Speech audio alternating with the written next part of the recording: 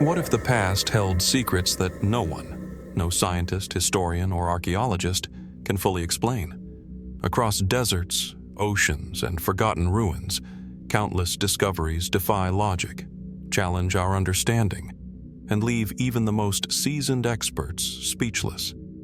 Strange artifacts, colossal structures, and enigmatic inscriptions hint at knowledge lost to time, yet stubbornly resist interpretation.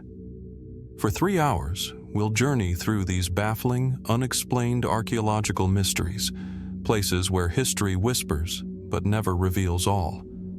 Prepare to confront the unknown, question everything you thought you knew, and step into the shadows of humanity's most puzzling discoveries. Nestled on the rolling hills of Mycenae, the Beehive tomb of Atreus rises from the earth like a silent sentinel of a long-lost world. Its stone facade, weathered yet imposing, hints at the grandeur and ambition of the civilization that built it more than 3 millennia ago. From the outside, it appears deceptively simple. A circular mound crowned with a doorway framed in carefully cut ashlar blocks. But step closer, and the sense of scale begins to overwhelm. The tholos, or beehive chamber, stretches skyward in perfect symmetry, its corbelled walls converging to a lofty apex, a design so precise that it would remain unmatched for centuries. The tomb's interior is both austere and majestic. Shadows cling to the massive stones, the play of light revealing concentric rings that rise with silent authority toward the dome above. Archaeologists marvel at the engineering. The builders achieved an enduring monument without mortar, relying solely on the weight and arrangement of stones. How did they manage such precision without the tools or technology we take for granted today? The corridor leading into the tomb, the dromos, is lined with carefully placed limestone, guiding visitors into the heart of the structure. It is here in this solemn passage that one senses the dual purpose of the tomb, both a burial site and a statement of power, a bridge between the mortal and the divine. Traditionally, scholars attribute the tomb to the legendary King Atreus of Mycenae, a figure steeped in myth, whose tale echoes through Homeric epics. Yet, the more we study, the more questions emerge. The precise alignment of the entrance with the rising sun on certain days of the year, the uniformity of the corbelled stones, the sheer scale of the chamber, all suggest a level of planning and astronomical awareness that seems advanced even by modern standards. Could the builders have possessed knowledge now lost to time? Or were these remarkable feats simply the result of trial, error, and centuries of refinement? The artifacts and remnants found within, sparse yet telling, add layers to the mystery. Fragments of gold, pottery, and carved reliefs hint at rituals, ceremonies, and perhaps even a cultic reverence that remains largely speculative. Some researchers have suggested that the tomb was more than a resting place. It could have been a site of initiation, a ceremonial center, or even a marker of territorial dominance. Yet no inscriptions survive to tell us definitively who was buried here or what precisely transpired within its walls. The silence is profound, a deliberate quiet preserved across millennia. Modern theories, both mainstream and fringe, attempt to interpret its secrets. Some focus on architectural ingenuity. The tomb's corbelled dome exerts pressure outward, an early example of distributing weight that would later influence monumental structures in far-off civilizations. Others venture into speculation. The tomb's acoustics, said to carry sounds with unusual clarity, might have played a role in ritualistic chants or ceremonies designed to awe those who entered. Was it merely a clever coincidence, or did the Mycenaeans intentionally exploit acoustic phenomena we are only beginning to understand? Even today, every visit to the tomb invites reflection. Walking through the dromos, one cannot escape the sensation that this was a space designed to impress, to inspire, and perhaps to intimidate. Each stone holds a memory, a decision made thousands of years ago by hands that are now dust. Yet for all our study, for all the sophisticated tools of modern archaeology, the tomb guards its final secrets. Who truly lies at the heart of this monumental chamber? What beliefs or knowledge were encoded in its geometry, its proportions, its very location on the hills of Mycenae? The Beehive tomb of Atreus endures as both a triumph of human ingenuity and a reminder of the mysteries that persist in our past. In the quiet of the Mycenaean hills, amid the whispers of history and myth, it asks a question that remains unanswered. What truths have we yet to uncover about the people who built it and the world they imagined beyond their lifetimes? From the hills of Mycenae, our journey moves south to the banks of the Great Nile, where the waters glisten in the unforgiving Egyptian sun, and the temple of Kom Ombo rises in unexpected symmetry against the desert horizon. Unlike most temples of ancient Egypt, Kom Ombo is unusual, built as a dual sanctuary, two mirrored halves dedicated to two distinct deities: Sobek, the crocodile god of chaos and fertility, and Horus the Elder, the falcon-headed protector of kingship. This mirrored design is not merely architectural. It reflects a deeper, symbolic duality, a rare intentionality that intrigues historians and mystics alike. The first approach to the temple is striking. From a distance, its towering sandstone pylons cast long shadows across the Nile's waters, their reliefs catching the light in intricate, almost hypnotic patterns. Carvings of gods and pharaohs line the walls, seemingly frozen mid-action, their eyes eternally attentive. Entering the temple, one is immediately struck by the precision of its layout. Every column, every corridor, and every sanctuary seems meticulously measured, as though aligned with cosmic or celestial principles that guided the architect's hands. And yet, how these calculations were achieved thousands of years ago with the limited tools of the time continues to puzzle scholars. Inside the temple, the dual sanctuaries reveal a world of contradictions and mysteries. On the one side, Sobek's chambers exude raw power and primal energy, adorned with reliefs of crocodiles, sacrificial rituals, and depictions of life and death intertwined. On the other, Horus's section feels orderly, almost judicial, reflecting a god associated with law, protection, and kingship. Yet the precision extends beyond aesthetics. Some researchers have noted subtle alignments of the temple's axes with the sun's movement during solstices, as well as with certain constellations, an engineering feat that seems remarkably advanced. Could these alignments have had practical purposes, ceremonial significance, or even a hidden astronomical code we have yet to decode? The mysteries deepen when we consider the temple's construction materials and methods.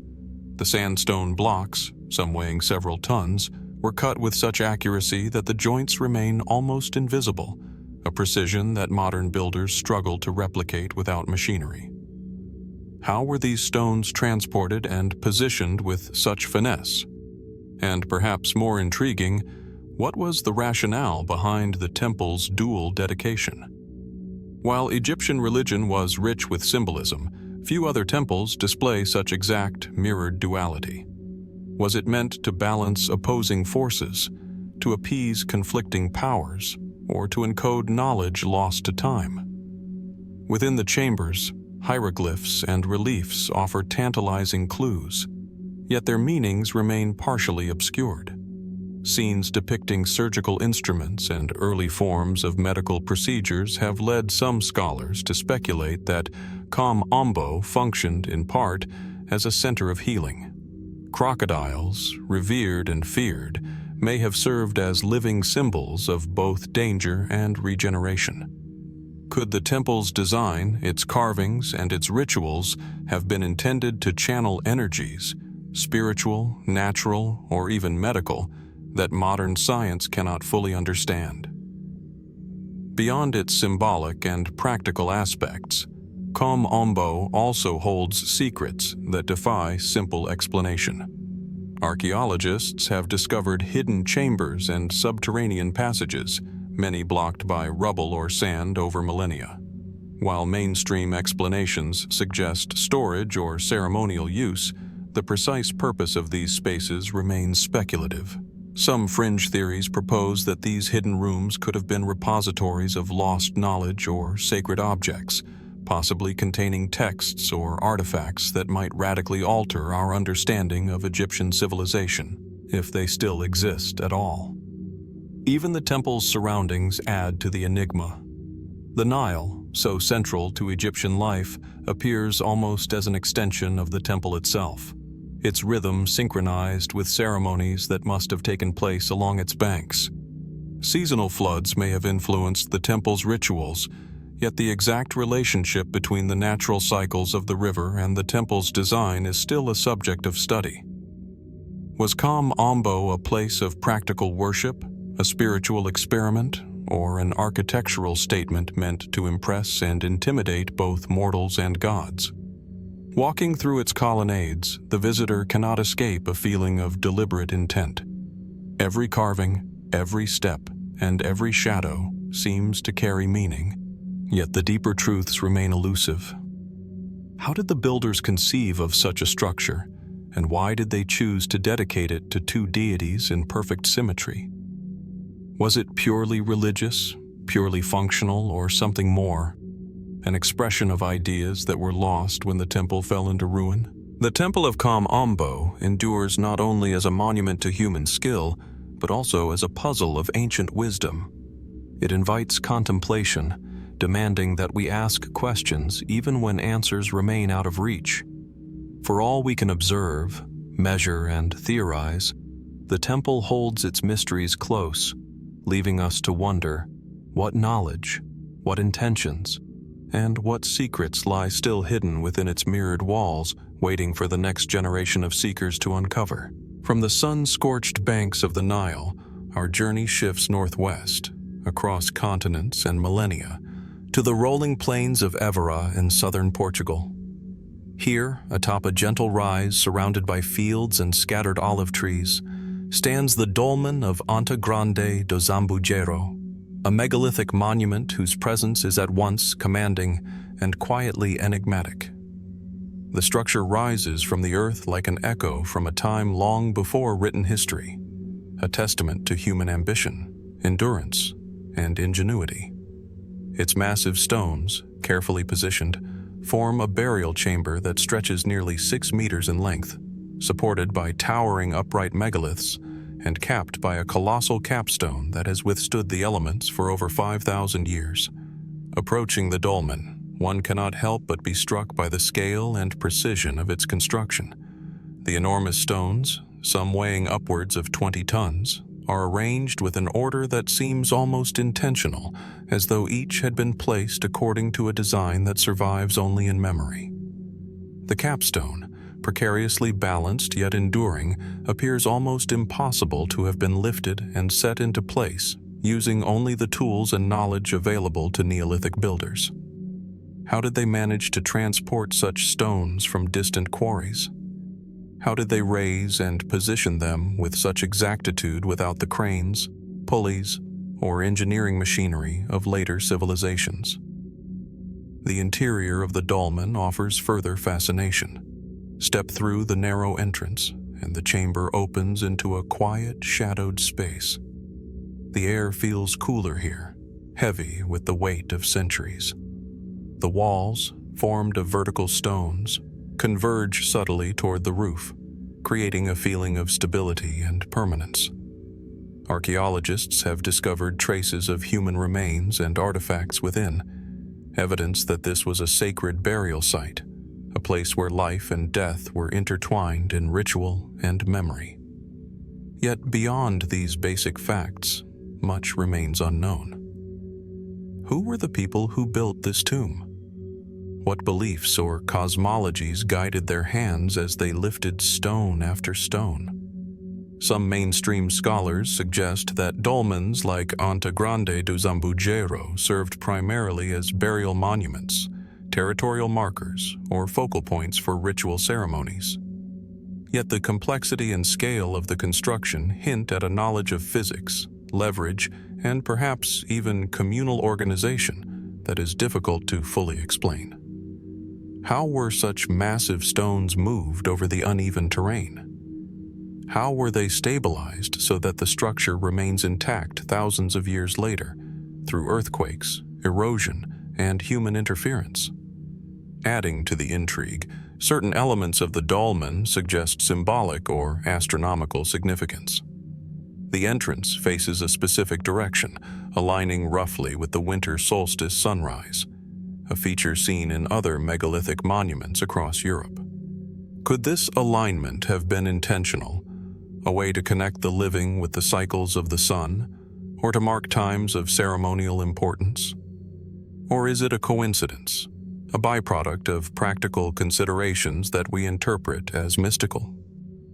The truth is elusive, and yet the possibility of purpose imbues the site with a quiet majesty that commands attention.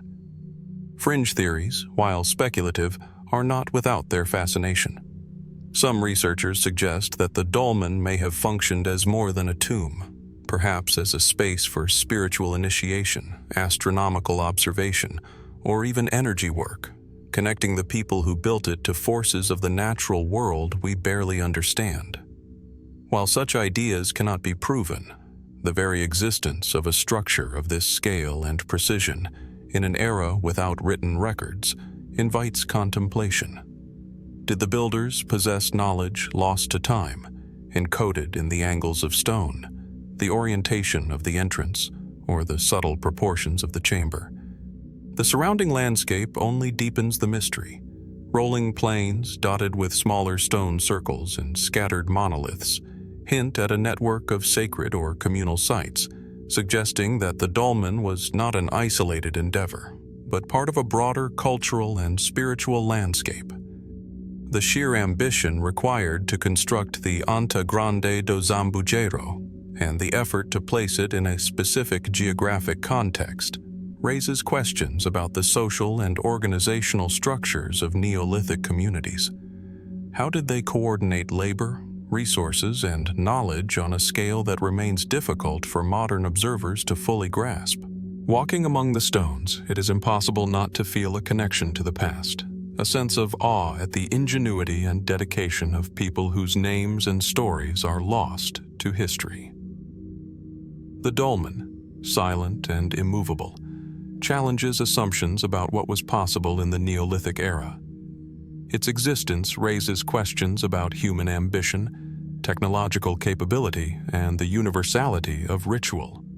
How did these ancient people conceive of such a project, and what meanings were they encoding in the stone?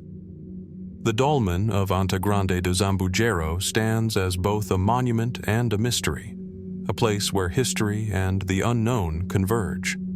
It reminds us that some achievements of the past may be impossible to replicate, not merely because of physical constraints, but because the knowledge, culture, and intent behind them have vanished into the mists of time. And yet, as we stand before these stones, we are compelled to ask, what secrets remain hidden within this ancient chamber, waiting for those patient enough to uncover them? From the rolling plains of Evora, where the dolmen of Anta Grande do Zambujeiro hints at the ambition of Neolithic builders, we now journey further north to the rugged coastline of Brittany, France. Here, amidst windswept fields and jagged cliffs, rises the Cairn of Barnenez, one of the oldest monumental stone structures in Europe, its presence both commanding and enigmatic. Seen from a distance, the cairn resembles a low, elongated hill, a gentle rise upon the landscape. But as one approaches, the scale and complexity of the structure become apparent. Stretching over 70 meters in length, composed of massive slabs of stone stacked with astonishing precision, Barnenez is not merely a mound of earth and rock.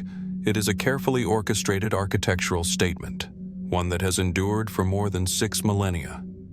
The cairn's exterior presents an understated facade, yet the arrangement of its stones hints at a deliberate and sophisticated design. Its walls, formed from enormous boulders, are aligned with remarkable stability, creating chambers within that would house the remains of those long departed. These passageways, narrow and deliberate, lead the visitor into a labyrinth of stone corridors, some barely wide enough to pass, others opening into expansive burial chambers. Within, the air feels dense with history, the cool shadows stretching across carved stone surfaces, whispering of human hands and minds long vanished. Archaeological studies have confirmed that Barnenez dates to the early Neolithic, roughly 4,800 BCE, making it older than the Egyptian pyramids. It is classified as a passage tomb, a monument intended for the interment of multiple individuals across generations. Yet even within this seemingly straightforward classification, questions arise. The size and effort required to transport and position the massive stones defy easy explanation. How did these early communities, lacking metal tools or advanced machinery, move slabs weighing several tons across uneven terrain? How did they lift them into place with such care, ensuring the stability of a structure that has survived millennia of weather and human activity? Entering the inner chambers, one is immediately struck by the deliberate geometry of the cairn. The passageways are narrow, almost claustrophobic, while the chambers themselves open with a sense of grandeur. The design exhibits an understanding of load distribution and structural integrity that is remarkable for its time. Some of the walls display simple engravings, abstract shapes, spirals, and lines that may have served symbolic purposes, perhaps connected to spiritual beliefs or ritual practices. What meaning did these motifs hold for the people who etched them so long ago? Were they purely decorative, or did they encode cosmological knowledge, tribal identity, or sacred narratives now lost to history? Mainstream scholars suggest that the cairn functioned primarily as a collective burial site, a place where early agricultural communities honored their dead and reinforced social cohesion.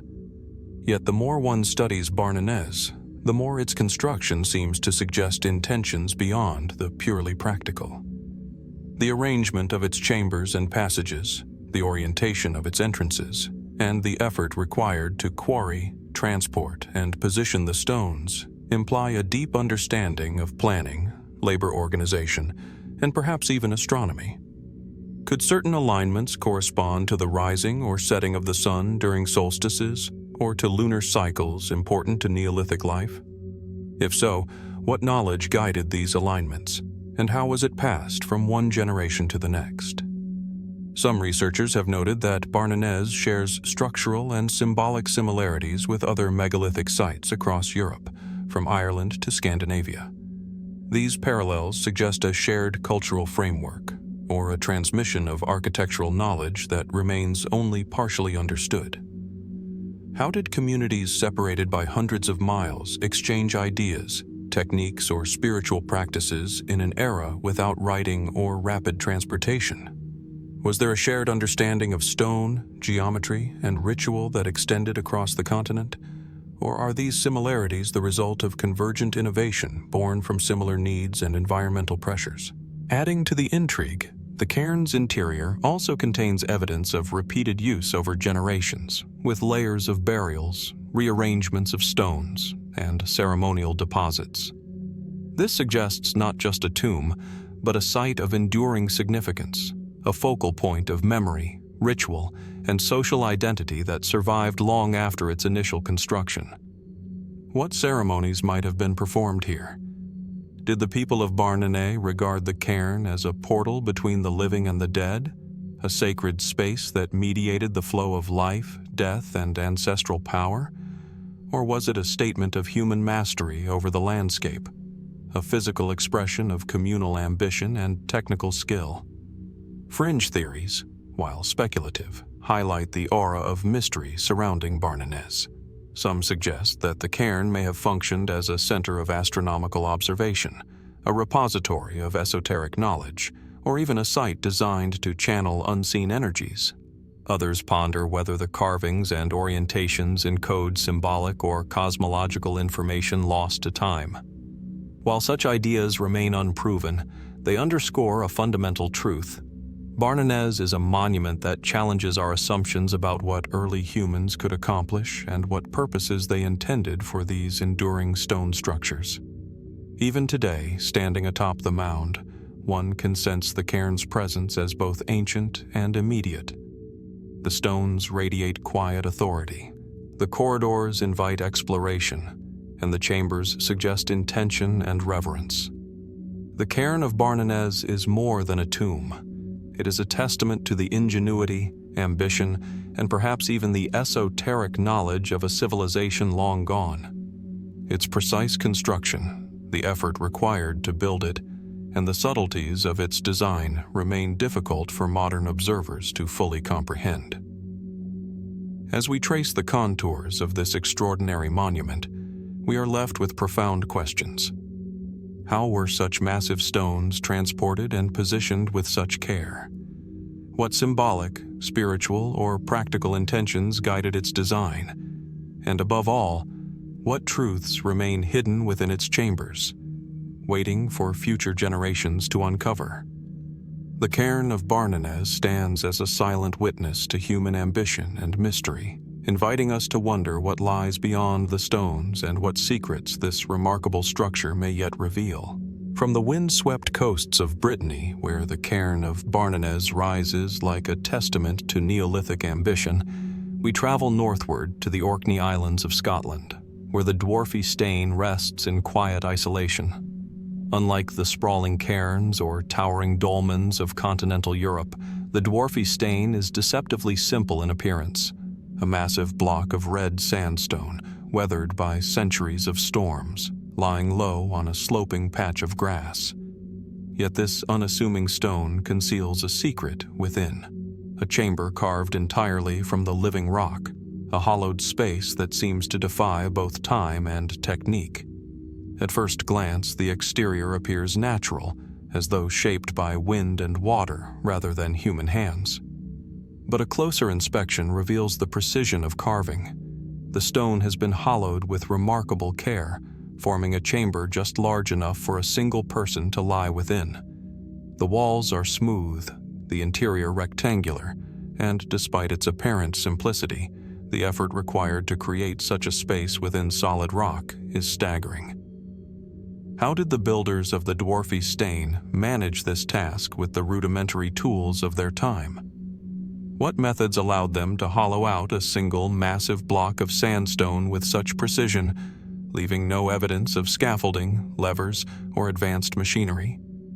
Archaeologists date the Dwarfie Stane to the Neolithic period, a time when communities across Orkney and the British Isles were experimenting with monumental architecture, ritual spaces, and complex burial practices. The chamber appears to have been used as a tomb, though few human remains survive, leaving us to speculate on the rituals and beliefs of its builders. Some evidence suggests that it may have been part of a wider network of sacred sites, a solitary point in a landscape punctuated by stone circles, cairns, and burial mounds. Yet the Dwarfie Stane's design is unique, standing apart from other rock-cut tombs in Britain and Northern Europe. Why was it carved in this solitary fashion, isolated from larger settlements or ceremonial complexes? Entering the chamber, one feels an immediate sense of intimacy and confinement. The low ceiling and narrow interior create an enclosed space that contrasts sharply with the open, expansive monuments we have seen elsewhere. Yet the precision of the carving, the smooth surfaces, and the careful proportions indicate a deliberate design, not mere expedience. Some researchers suggest that such chambers may have been intended to connect the living with the dead, a sacred space for ritual contemplation or initiation. Others propose that the Dwarfie Stane could have functioned as a marker of territorial or spiritual significance, a place meant to be encountered alone, in reflection or reverence. Fringe theories have long surrounded the Dwarfie Stane, in part due to its name and its location on the windswept island of Hoy. Folklore attributes its creation to mythical dwarves, suggesting a magical or supernatural origin. While such tales are not historical fact, they reflect the human impulse to attribute extraordinary craftsmanship to forces beyond ordinary understanding, a recognition that the monument's construction is indeed remarkable. How could a small Neolithic community carve a chamber of such precision and scale within a single stone, without the assistance of iron tools or advanced engineering knowledge? Beyond its carving, the stone itself presents further mysteries. The sandstone, though locally sourced, is dense and resistant, requiring extraordinary effort to hollow. The interior shows no clear evidence of scaffolding or tool marks consistent with known Neolithic methods. Were there tools, techniques, or practices that have since been lost? Could the chamber have served purposes beyond burial, a place for meditation, ritual, or even experimentation with sound and acoustics, as has been suggested for other rock-cut sites? Every detail of the Dwarfie Stane seems to ask more questions than it answers. Its location on Hoi adds another layer of intrigue.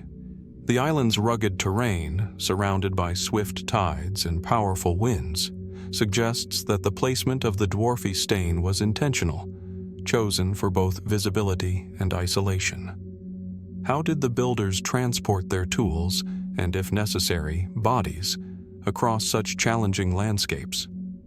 Was the site chosen for symbolic reasons, connected to the horizon, celestial events, or natural features of the island? Some researchers have speculated that its orientation and position may have aligned with sunrise or sunset at particular times of the year, hinting at a connection to seasonal cycles or ritual calendars. Walking inside the chamber, the visitor is confronted with a paradox: simplicity and complexity intertwined. On the surface, the Dwarfie Stane is a modest, solitary stone. Yet the effort, knowledge, and intention required to hollow it with such precision speak to a level of sophistication that challenges modern assumptions about Neolithic capabilities. How did these early builders conceive of such a space, and why did they choose to create it within a single block rather than as a constructed tomb? What inspired them to invest so much labor into a chamber whose purpose remains only partially understood? The Dwarfie Stane stands as both monument and mystery, a silent witness to human ambition, ingenuity, and perhaps ritualized intent. Unlike sprawling complexes or monumental cairns, its quiet solitude forces contemplation, inviting us to reflect not just on the physical challenges of its construction, but on the cultural and spiritual world of its builders. It is a reminder that some human achievements, particularly those of the distant past, are impossible to replicate without context, knowledge, and purpose now lost to time. And so, as we step back from its low, red exterior and trace the contours of its carved interior, one is left with the same profound questions that have lingered for millennia. How was this chamber created with such precision? What rituals, beliefs, or knowledge guided its construction? And what secrets, encoded in the stone and the space it encloses, remain hidden, waiting for those willing to seek them in quiet reflection? The Dwarfie Stane endures, a solitary testament to ingenuity, mystery, and the enduring human desire to shape the impossible from the very earth itself. From the solitary red sandstone chamber of Hoi, where the Dwarfie Stane stands as a testament to Neolithic ingenuity, we journey southeast across the European continent to the rolling hills of Wallonia, Belgium. Here, scattered across quiet pastures and along gentle ridges, lie the Wéris Megaliths, ancient stones that rise from the earth like echoes of a world long vanished. At first glance, they appear modest, a series of standing stones and dolmens blending almost seamlessly into the landscape. Yet each boulder, each carefully positioned slab, hints at a deliberate human hand, and together they form a network of monuments whose origins and purposes remain shrouded in mystery. Approaching the Wéris Megaliths, one is immediately struck by the interplay of scale and subtlety. Some stones stand solitary, vertical and silent, their surfaces rough-hewn yet enduring. Others form elongated arrangements that resemble processional pathways or ritual alignments. The dolmens, with their massive capstones resting atop upright supports, speak of laborious effort and careful planning. The craftsmanship is precise, especially considering that these structures date back to the late Neolithic, more than 5,000 years ago. How did these communities, with tools of bone, wood, and stone, manage to move and position such enormous rocks with such accuracy and stability? The megaliths are not isolated monuments, but part of a larger cultural landscape. Archaeological studies suggest that they were used for funerary purposes, marking burial sites and possibly serving as ceremonial spaces for the living. Excavations within certain dolmens have revealed human remains, pottery fragments, and traces of early agricultural activity. Yet even within these practical explanations, the Wéris Megaliths present puzzles. The alignment of some stones appears deliberate, forming axes that may correspond to solstices, lunar cycles, or other celestial events. Could these alignments have been intended as calendars, guiding agricultural or ritual activities? Or were they symbolic gestures, encoding beliefs about the cosmos that we can no longer fully interpret? Walking among the stones, one senses the careful thought invested in their placement. Some alignments connect multiple dolmens across fields, suggesting an awareness of space, distance, and orientation that is remarkable for communities without written records. The effort required to transport massive slabs, lift them into position, and maintain stability over millennia reflects both ingenuity and collective organization. Were these feats purely practical, or did they embody knowledge, astronomical, ritualistic, or even spiritual, that has since been lost? Fringe theories, while speculative, add to the aura of the Wéris Megaliths. Some researchers suggest that certain stones were chosen for their acoustic properties, allowing sound to resonate within and between dolmens during rituals. Others propose that the positioning of individual megaliths created energy alignments, a network designed to channel unseen forces across the landscape. While these ideas cannot be proven, the precision and care of the constructions invite such questions. Could the builders have encoded knowledge in stone, geometry, or alignment that modern science is only beginning to comprehend? The landscape itself enhances the sense of mystery. The megaliths are often situated on elevated ridges, offering expansive views of the surrounding valleys and forests. Was this placement intended to connect the monuments visually, spiritually, or symbolically to their environment? Did the builders select these locations for practical reasons, ceremonial purposes, or a combination of both? Even today, the quiet fields and winding paths between the stones evoke a sense of ritualized movement, as though ancient processions once traced routes that have been forgotten by time. Closer examination of individual dolmens reveals additional enigmas. The capstones, some weighing several tons, show evidence of careful shaping and placement, yet no clear traces of the tools or techniques used to manipulate them survive.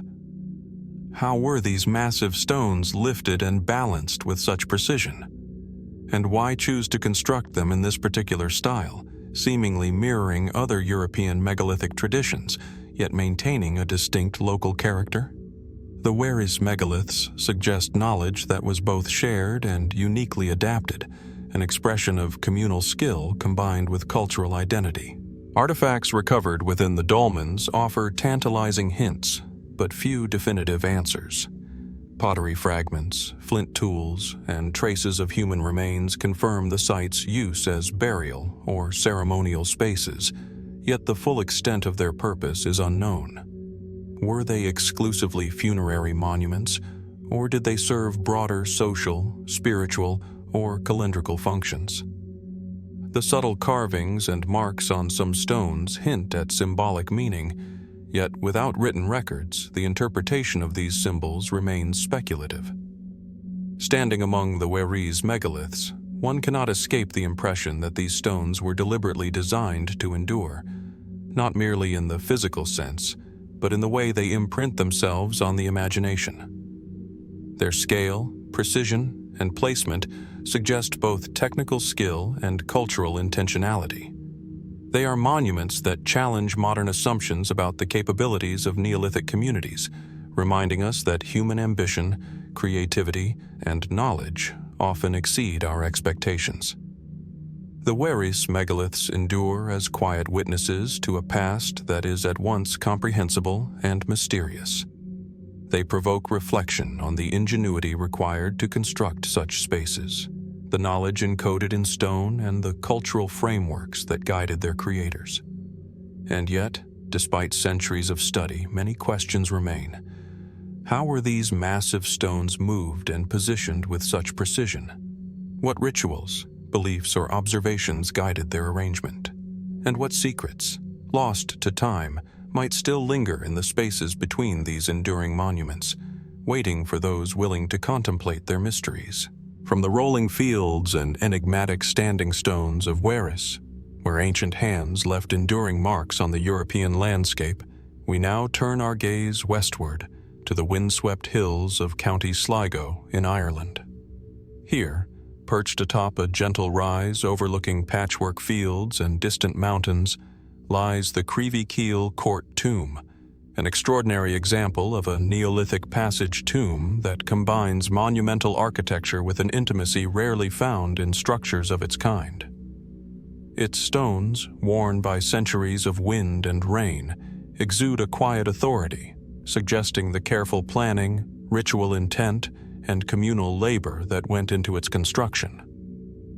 At first glance, the Creevykeel Court Tomb appears modest, a low mound punctuated by carefully positioned stones forming an open U-shaped forecourt. But as one approaches, the scale and intricacy of the site become clear.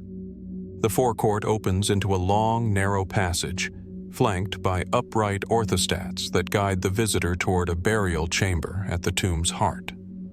The chamber itself is composed of massive, carefully selected stones, capped by lintels that create a low, almost cave-like interior.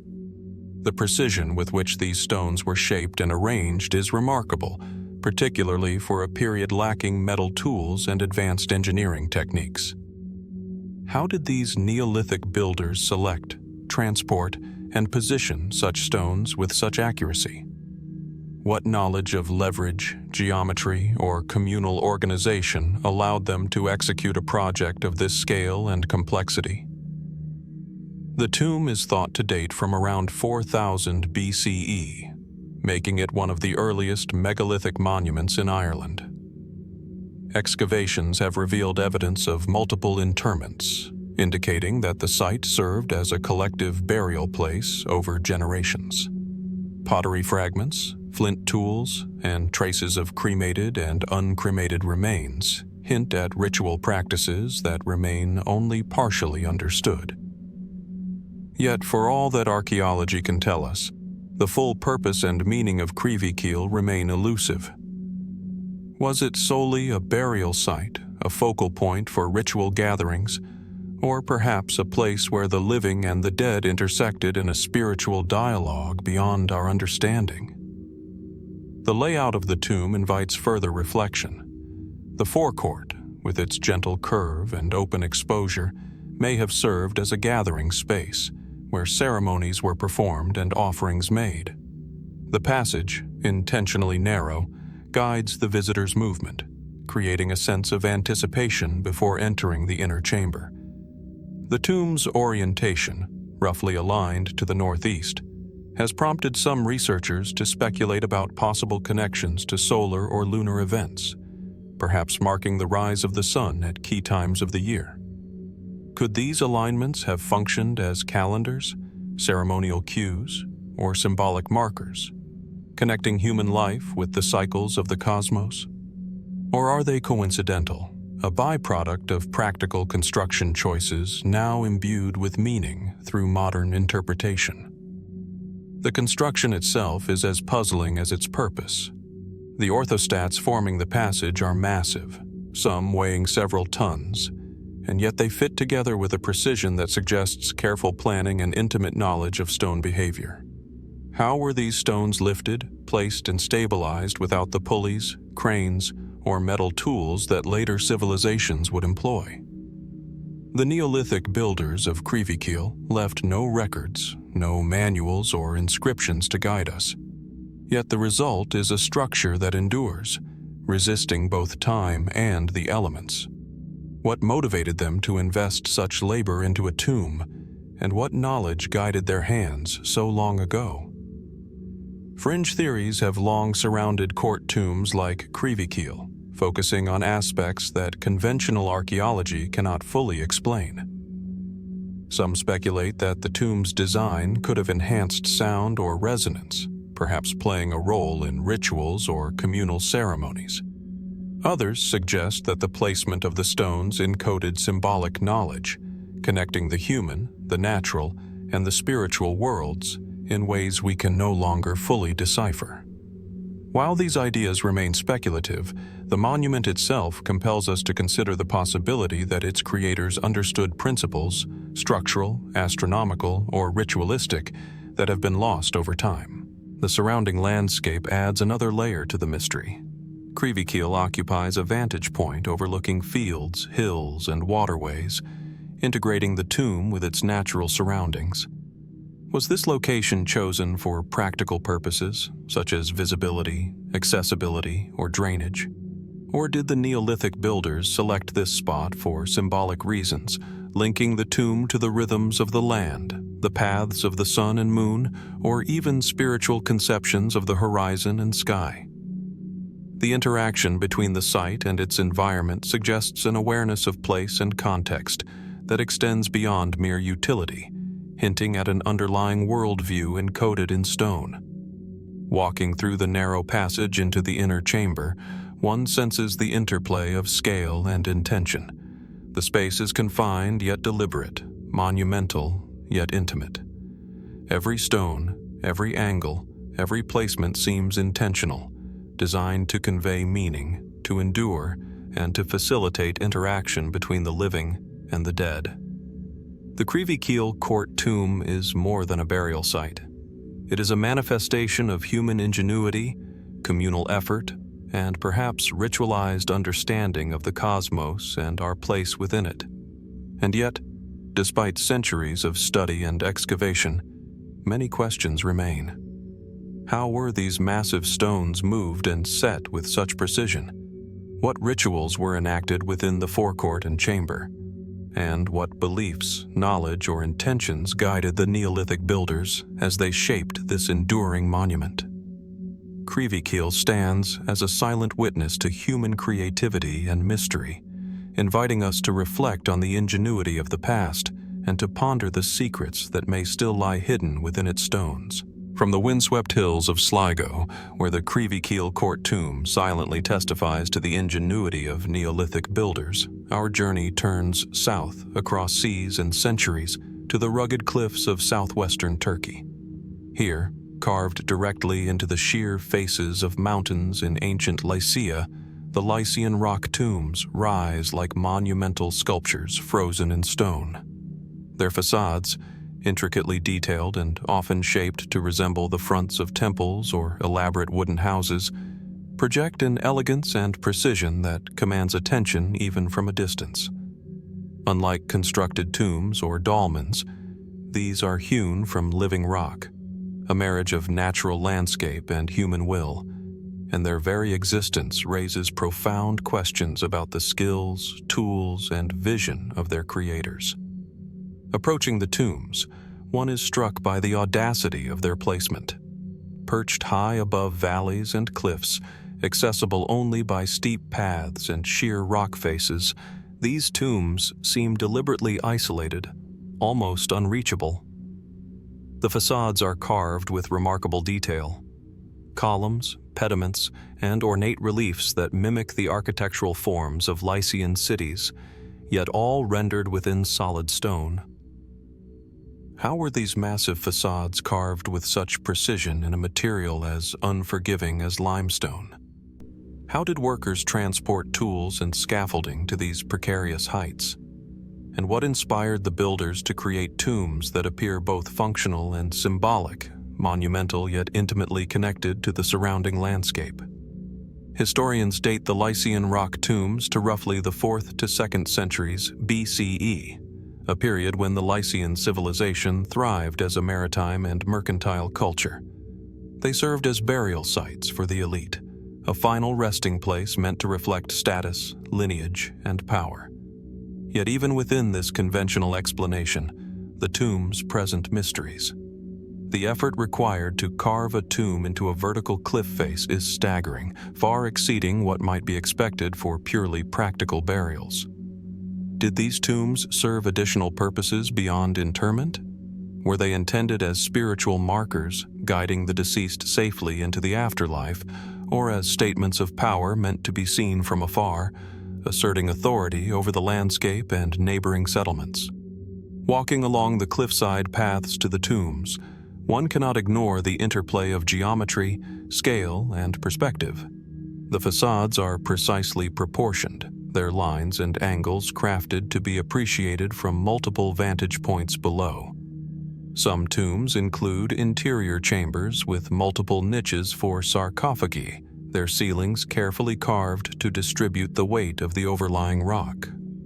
The level of planning and understanding of stone mechanics required is extraordinary. Could these techniques have been passed down through generations, encoded in traditions now lost? Or were they the product of individual genius, a confluence of skill, ritual, and necessity? Beyond their construction, the tombs suggest symbolic and possibly cosmological intent. Some researchers note that certain rock-cut facades align with the rising or setting sun at specific times of the year, hinting at a deliberate awareness of celestial cycles. Others focus on the tomb's orientation relative to the surrounding valleys, rivers, and mountain ridges, proposing that the placement may have held spiritual or territorial significance. The precise reasoning remains uncertain, yet the combination of art, architecture, and location creates a sense that these tombs were conceived as more than mere resting places.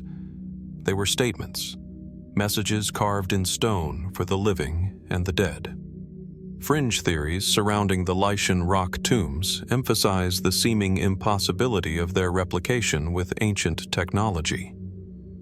How were massive sections of limestone cut and shaped with such precision? How were scaffolding and workers positioned on vertical cliffs, sometimes hundreds of feet above the valley floor? Some suggest that the tombs could have served as astronomical observatories or ritualized stages for ceremonies connecting the earth, sky, and human experience. Others propose that acoustic effects within the chambers may have been deliberately exploited during ritual recitations. While these ideas cannot be proven, they underscore the enduring fascination and the sense of wonder these monuments inspire. The human element is equally compelling. These tombs were not merely anonymous constructions. They were intended to honor individuals, families, and social hierarchies. The intricate detail of the facades reflects a culture capable of blending artistry, engineering, and spirituality in ways that challenge modern understanding. How much of the labor was communal, how much guided by religious specialists, and how much shaped by individual artisans' ingenuity? The answers remain obscured by time, yet the tombs themselves communicate a profound sense of purpose and reverence, a connection between the living, the dead, and the enduring landscape. As one moves closer to the entrances of these cliffside tombs, the scale of ambition becomes palpable. The Lycian rock tombs are simultaneously monumental and intimate, accessible yet forbidding. They ask questions not only about the mechanics of their construction, but also about the culture, belief systems, and worldview of the Lycian people. How did they conceptualize death, memory, and power? What knowledge, tools, or methods allowed them to carve such enduring structures high above the ground? And above all, what remains hidden within the rock itself? Secrets locked in chambers and niches that centuries of time have preserved. The Lycian rock tombs endure as silent witnesses to human ambition, artistry, and mystery. They embody a knowledge, skill, and vision that modern observers can admire but not fully replicate. Their facades, perched precariously on cliffsides, invite reflection on the audacity of ancient civilizations and the questions that remain unanswered. And so, as we stand before these monumental carvings, looking up at the stone faces etched by hands long vanished, we are compelled to wonder how much of human ingenuity has been lost to time, and what secrets of the Lycian people and their remarkable tombs remain hidden, waiting for those patient enough to seek them. From the cliffside tombs of ancient Lycia, where monumental facades rise like frozen echoes of a sophisticated civilization, we journey southwest across continents and oceans to the Andean highlands of Peru. Here, amid the rugged slopes and winding valleys, rests the Sayhuite stone labyrinth, an enigmatic formation etched into solid rock, sprawling across nearly half a hectare, its grooves, channels, and basins forming a labyrinthine pattern that has captivated explorers, archaeologists, and mystics for centuries. Unlike constructed walls or freestanding monuments, this is a site carved directly into the living rock, a feat that speaks to extraordinary planning, precision, and intention. From a distance, the Sayhuite stone labyrinth resembles a jumble of channels and depressions, etched into a hillside as if water itself had traced its paths over millennia. Yet as one approaches, the order and deliberate design become apparent. Grooves run in parallel, intersect, and branch, forming pools, canals, and interconnected basins. The scale is impressive, and the detail meticulous. Every depression seems carefully shaped, every channel calculated to channel or contain flow. The first question that strikes the observer is simple yet profound. How could an ancient culture, without the tools, technology, or hydraulic engineering knowledge of modern society, create a system so intricate and precise? Archaeologists generally date the site to the late pre-Columbian period, attributing it to the Sayhuite culture that thrived in the region prior to the Inca expansion. Yet even within these historical frameworks, the labyrinth remains mysterious. Scholars have proposed that the channels may have functioned as water management systems, models for irrigation or ritual offerings, demonstrating an understanding of hydraulic principles far advanced for the time. Excavations nearby suggest agricultural activity, ceremonial platforms, and pathways that may have connected the labyrinth to broader community functions. But the precise purpose of the labyrinth, its symbolic meaning, and the methods used to carve it into solid rock remain elusive. Walking among the labyrinth's grooves, the sense of scale and intention is overwhelming. Some channels are narrow, guiding imagined streams with a controlled precision. Others open into small basins that could collect water or serve as ritual receptacles. The patterns suggest that the labyrinth was designed for observation or experimentation, perhaps functioning as a model of a larger hydrological system, a ritual map, or even a symbolic representation of the cosmos. Was the Sayhuite stone labyrinth intended as a teaching tool, a sacred site, or a demonstration of authority and ingenuity? Or did it serve multiple purposes simultaneously, blending practical, ceremonial, and symbolic functions in a way that modern observers can only guess at? The construction itself is baffling. Each groove and basin is carved with a precision that indicates careful measurement and planning. The channels maintain consistent depth and width, even as they navigate irregular surfaces and slopes. How were these lines etched so uniformly into solid rock? Were there rudimentary measuring tools, guides, or templates that have since vanished? And how did the creators conceptualize the labyrinth as a whole before ever lifting a tool? What knowledge of geometry, flow, and proportion guided their hands? Fringe theories have long surrounded the labyrinth, fueled by its intricate design and apparent impossibility to replicate with ancient methods. Some propose that the site served as a symbolic map of rivers, aquifers, and mountains, encoding environmental knowledge in stone. Others suggest that it may have been a ritual water garden, where ceremonies involving the flow and distribution of water were performed in alignment with cosmological beliefs. Still others speculate that the labyrinth held energetic significance, channeling natural forces or serving as a meditative path, a model of both earthly and spiritual landscapes.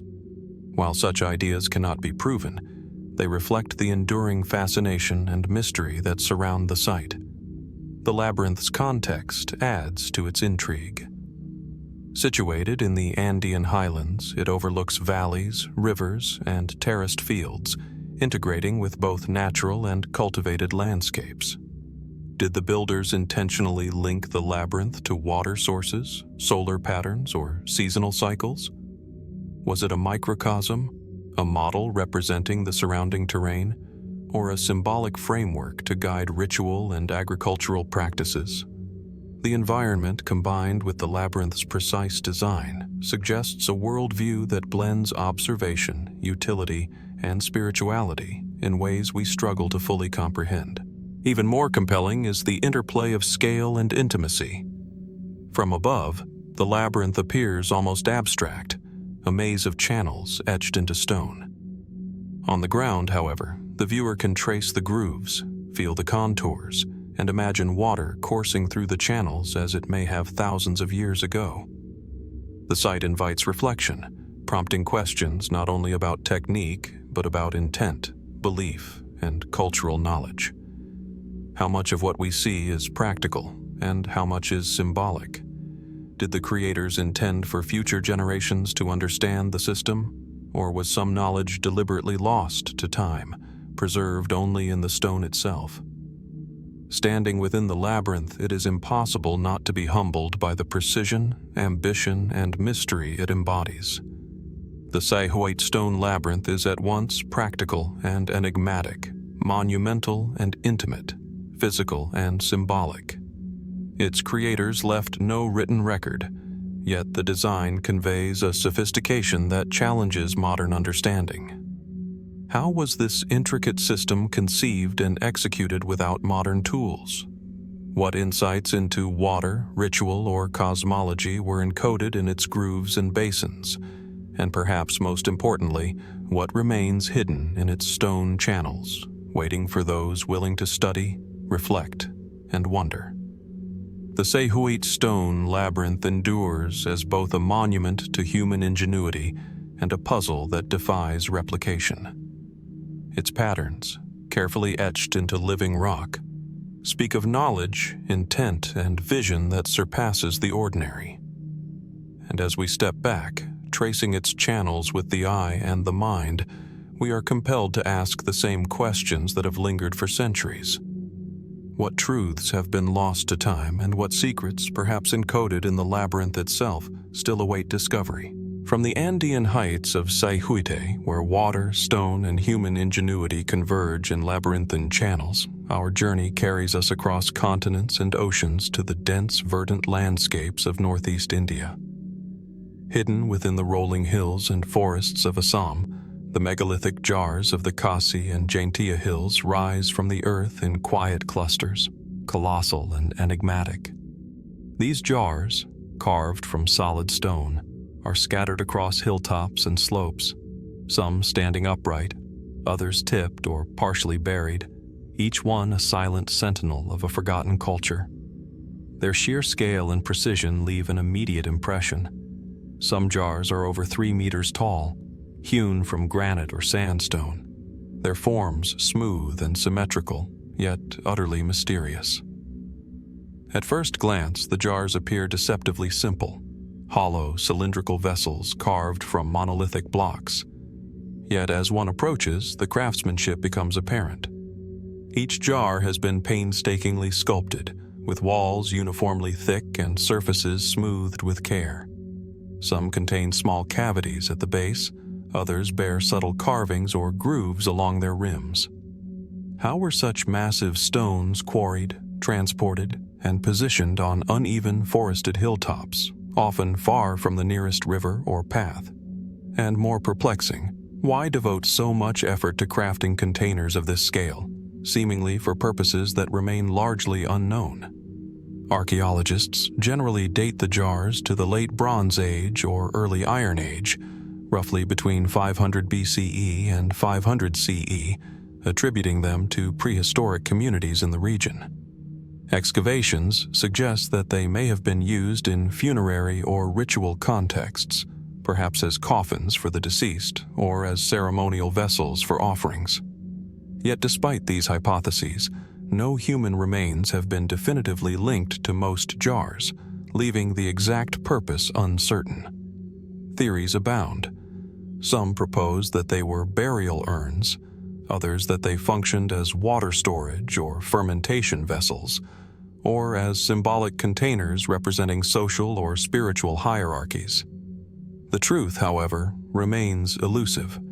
Walking among the jars, one senses the interplay of scale, landscape, and intention. The jars are often arranged in clusters or alignments, sometimes overlooking valleys, rivers, or strategic vantage points. This positioning suggests that location was deliberate, chosen perhaps for visibility, ritual significance, or cosmological orientation. Could these hilltop jars have served as markers, connecting human activity with celestial observation, seasonal cycles, or territorial claims?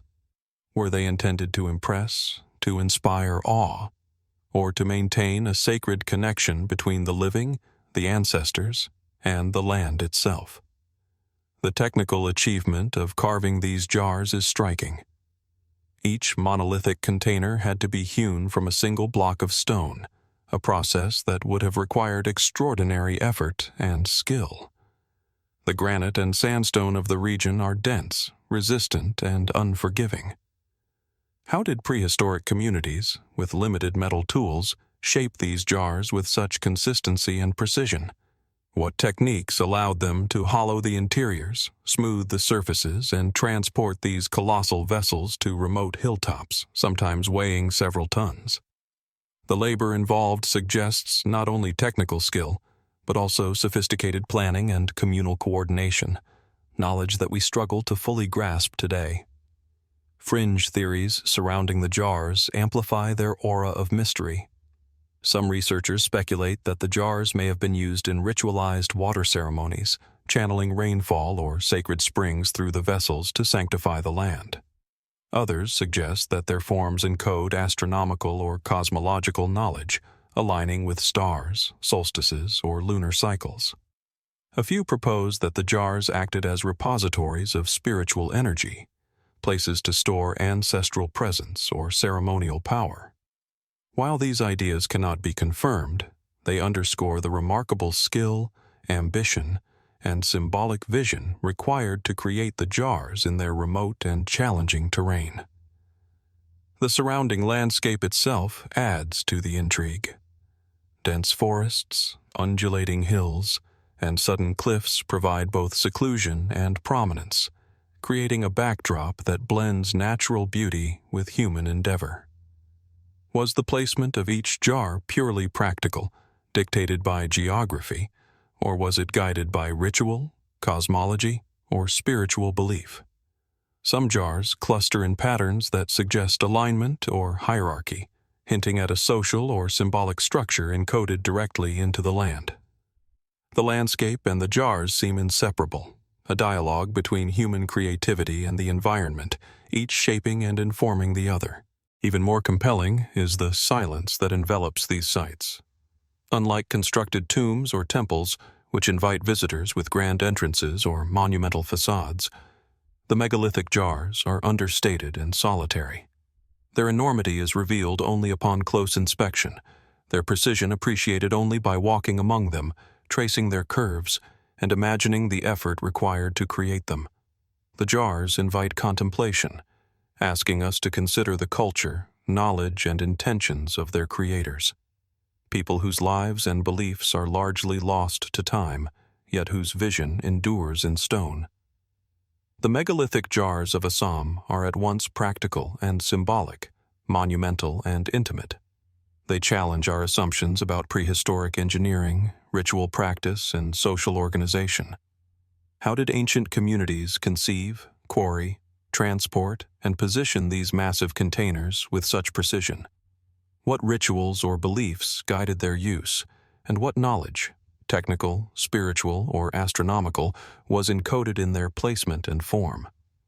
And perhaps most compelling, what secrets remain hidden within or beneath these jars, waiting for those patient enough to seek them?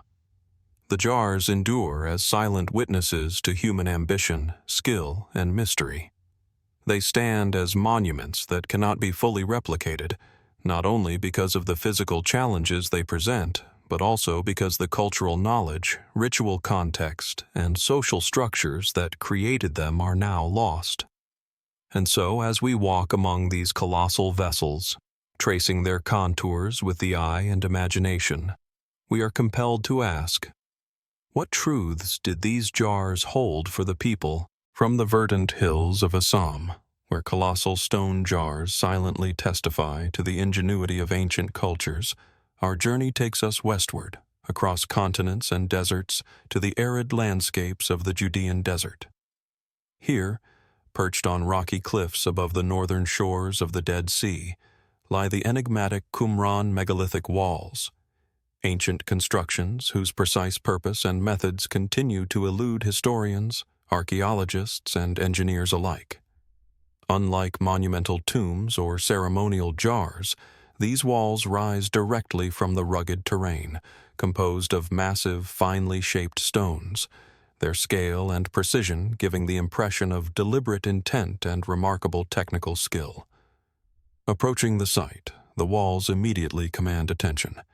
Constructed from enormous limestone blocks, some weighing several tons, they stretch across terraces and cliff edges, forming enclosures, retaining structures, and platforms. The stones are fitted together with astonishing precision.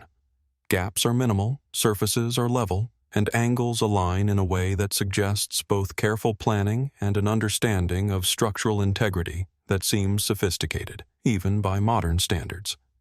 How did a community living in a harsh desert environment with limited tools and resources quarry and transport these massive stones across steep and uneven terrain? What methods allowed them to lift and fit such heavy blocks with such accuracy? Archaeologists generally associate the walls with the settlement of Qumran, dating from the 2nd century BCE to the 1st century CE. The site is perhaps best known for its proximity to the caves where the Dead Sea Scrolls were discovered, a treasure trove of manuscripts that transformed our understanding of ancient Judaism. Yet the purpose of the megalithic walls themselves remains mysterious. Were they defensive, protecting the community from hostile forces, or functional, supporting terraces for agriculture and water management in an unforgiving desert landscape? Or did they serve a more symbolic role, delineating sacred space and reinforcing social or religious hierarchies? Walking along the walls, the scale and ingenuity of the construction become evident. Some terraces rise sharply from the cliffs, their retaining walls holding back earth and rubble with a precision that seems impossible without advanced knowledge of weight distribution and material properties. Other sections form enclosures that appear designed to channel movement, to guide the flow of people, water, or perhaps ritual practices across the site. Could the builders have encoded practical and spiritual knowledge simultaneously, blending engineering, ritual, and symbolism in a way that remains difficult for modern observers to fully grasp? The construction techniques themselves raise profound questions. The stones are shaped and fitted with remarkable care, yet there is no clear evidence of the kinds of pulleys, cranes, or iron tools we associate with later monumental architecture. Did the Qumran community rely on now-lost techniques, ingenious use of levers, rollers, and manpower, or methods that remain undocumented in history?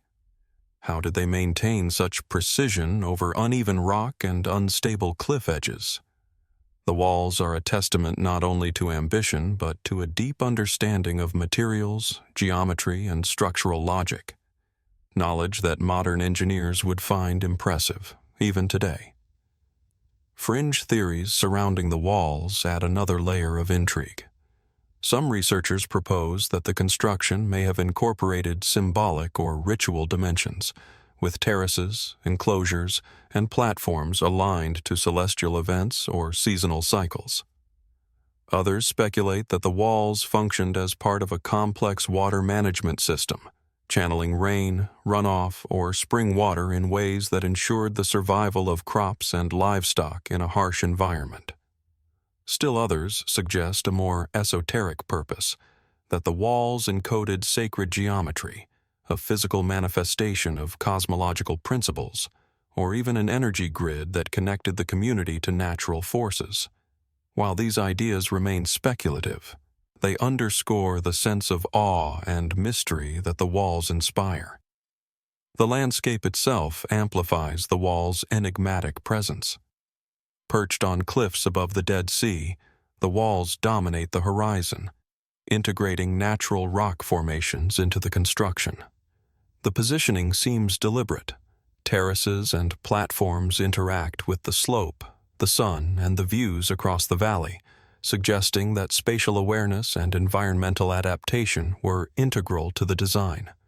Were the walls intended to merge functionality with symbolism, protecting the community while connecting them to the rhythms of the desert, the movement of the sun, or the surrounding landscape? Even more compelling is the enduring sense of precision and purpose that the walls convey. They are at once monumental and intimate, rigid yet adaptive, functional yet enigmatic. Unlike tombs or ceremonial structures, whose purposes can be partially inferred from human remains or artifacts, the Qumran megalithic walls present few such clues. The stones themselves are the message, their placement, size, and alignment suggesting a knowledge system that is largely invisible to us. What social, religious, or environmental factors guided the community in shaping these walls? How much knowledge was lost as the settlement was abandoned, leaving only these massive stones as testimony?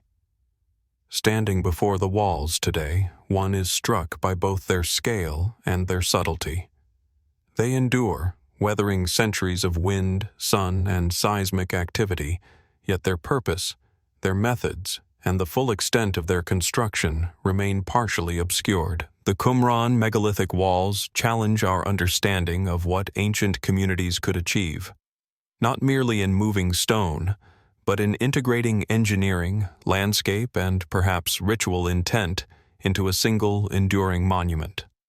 As we trace the terraces, enclosures, and cliffside platforms, questions arise that have lingered for millennia. How were these massive stones transported and positioned with such precision? What knowledge of construction, materials, and spatial design guided their creators? And what hidden purpose, practical or symbolic, remains encoded in the walls themselves, waiting for future generations to uncover? The Qumran megalithic walls endure as silent witnesses to human ingenuity, mystery, and ambition, inviting us to wonder not only about the techniques of the past, but also about the knowledge that has been lost, and the secrets that may yet lie hidden in the desert stones. From the rugged terraces of Qumran, where massive megalithic walls rise in silent testimony to human ingenuity and mystery, we now return to the windswept coasts of Brittany and northwestern France. Here, in the quiet fields near the village of Locmariaquer, lies one of the most striking and enigmatic remnants of Neolithic Europe, the Grand Menhir base. Today it appears as a solitary, broken monolith lying on the ground.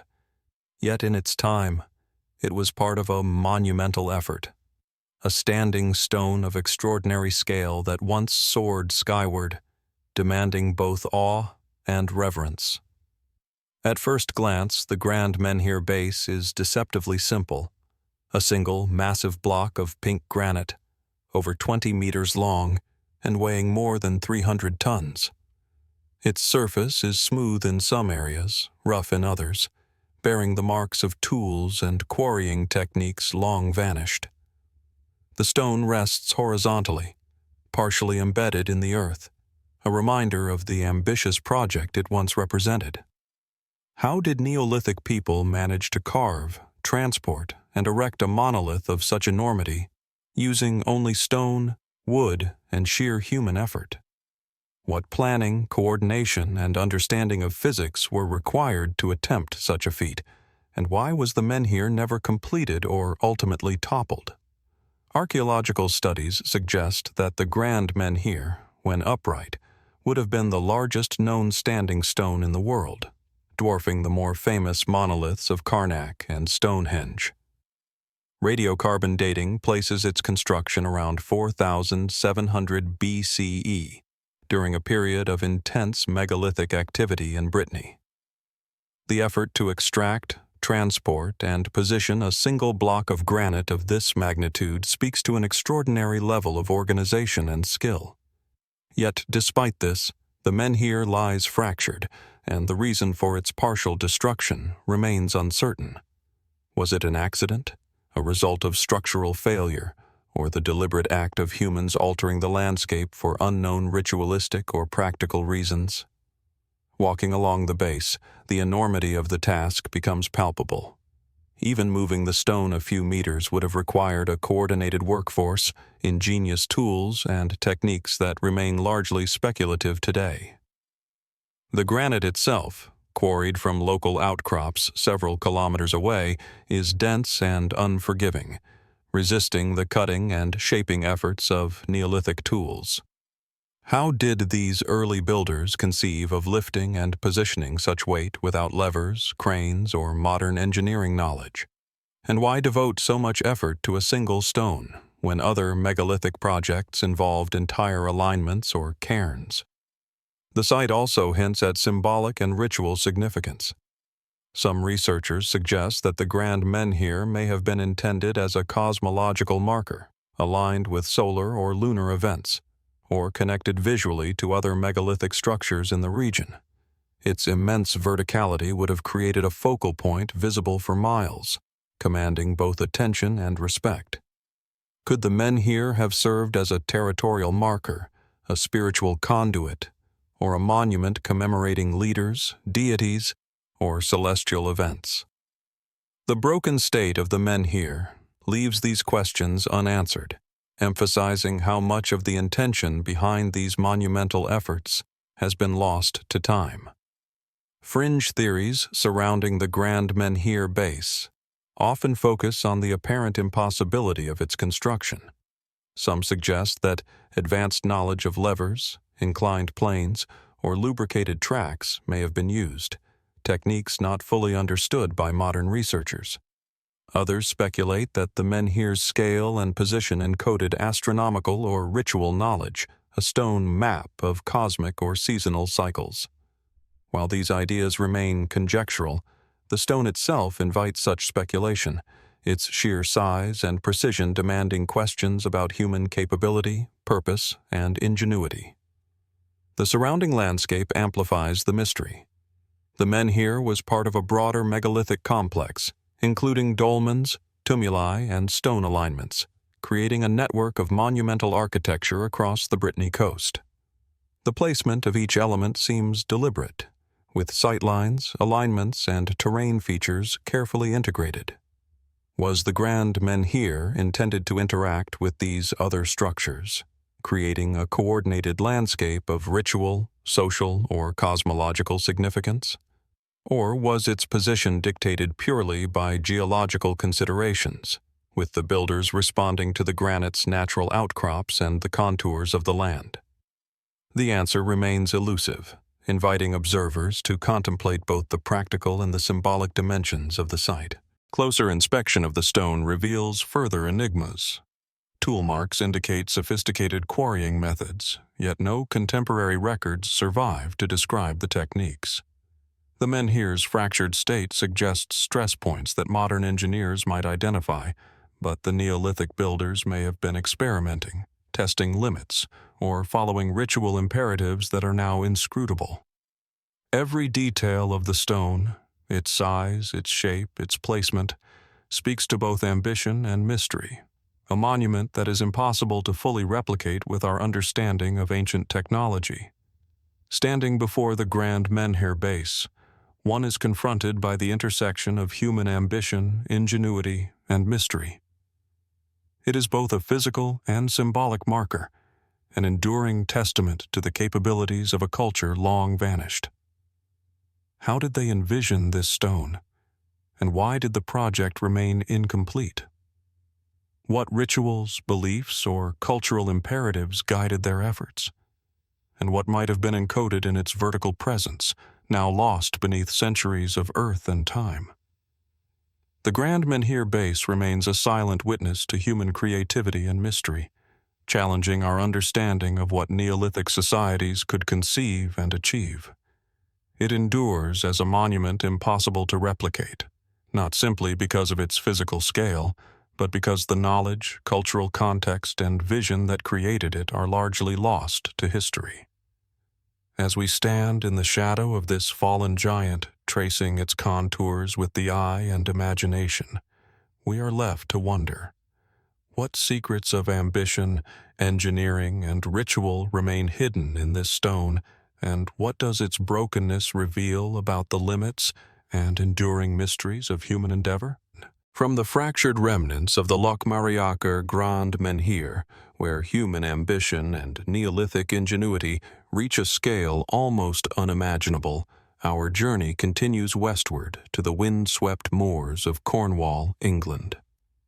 Here, on the lonely, heath-covered landscape near the village of Madron, lie the Men-an-Tol Lesser Stones, a formation smaller in size but no less enigmatic than the colossal monuments we have previously encountered. Unlike towering monoliths or sprawling complexes, these stones are deceptively modest, their presence subtle yet commanding, and their purpose remains as elusive today as it was thousands of years ago. At first sight, the Men-an-Tol comprises three principal elements: two upright stones flanking a central circular stone with a large round hole in its center. Surrounding these are several smaller scattered stones, seemingly placed at random or left by the passage of time. The circular hold stone, weathered smooth by centuries of wind, rain, and frost, immediately captures the eye. Its perfectly rounded aperture, symmetrical and intentional, evokes both awe and curiosity. How did Neolithic builders create such a precise circle in granite, a material notoriously resistant to carving? And why was this shape chosen? Was it purely symbolic, functional, or something else entirely? Archaeological investigations suggest that the Men-an-Tol dates back to the late Neolithic or early Bronze Age, roughly between 2000 and 1500 BCE. The stones may have been part of a larger ceremonial or ritual landscape, one whose traces have long since vanished beneath centuries of peat and soil. Unlike megalithic tombs, which often contain human remains or standing stones that form clear alignments, the Men-an-Tol's function is less apparent. Some evidence hints at ritual use, including the positioning of the hold stone for interaction by the living, perhaps as part of healing practices, fertility rites, or initiatory ceremonies. Local folklore reinforces this, attributing magical or curative powers to passing infants, the sick, or even livestock through the stone's aperture. But are these later traditions reflective of the original intent, or were they adaptations imposed by centuries of cultural memory? Walking among the stones, the precision and subtlety of their placement become increasingly apparent.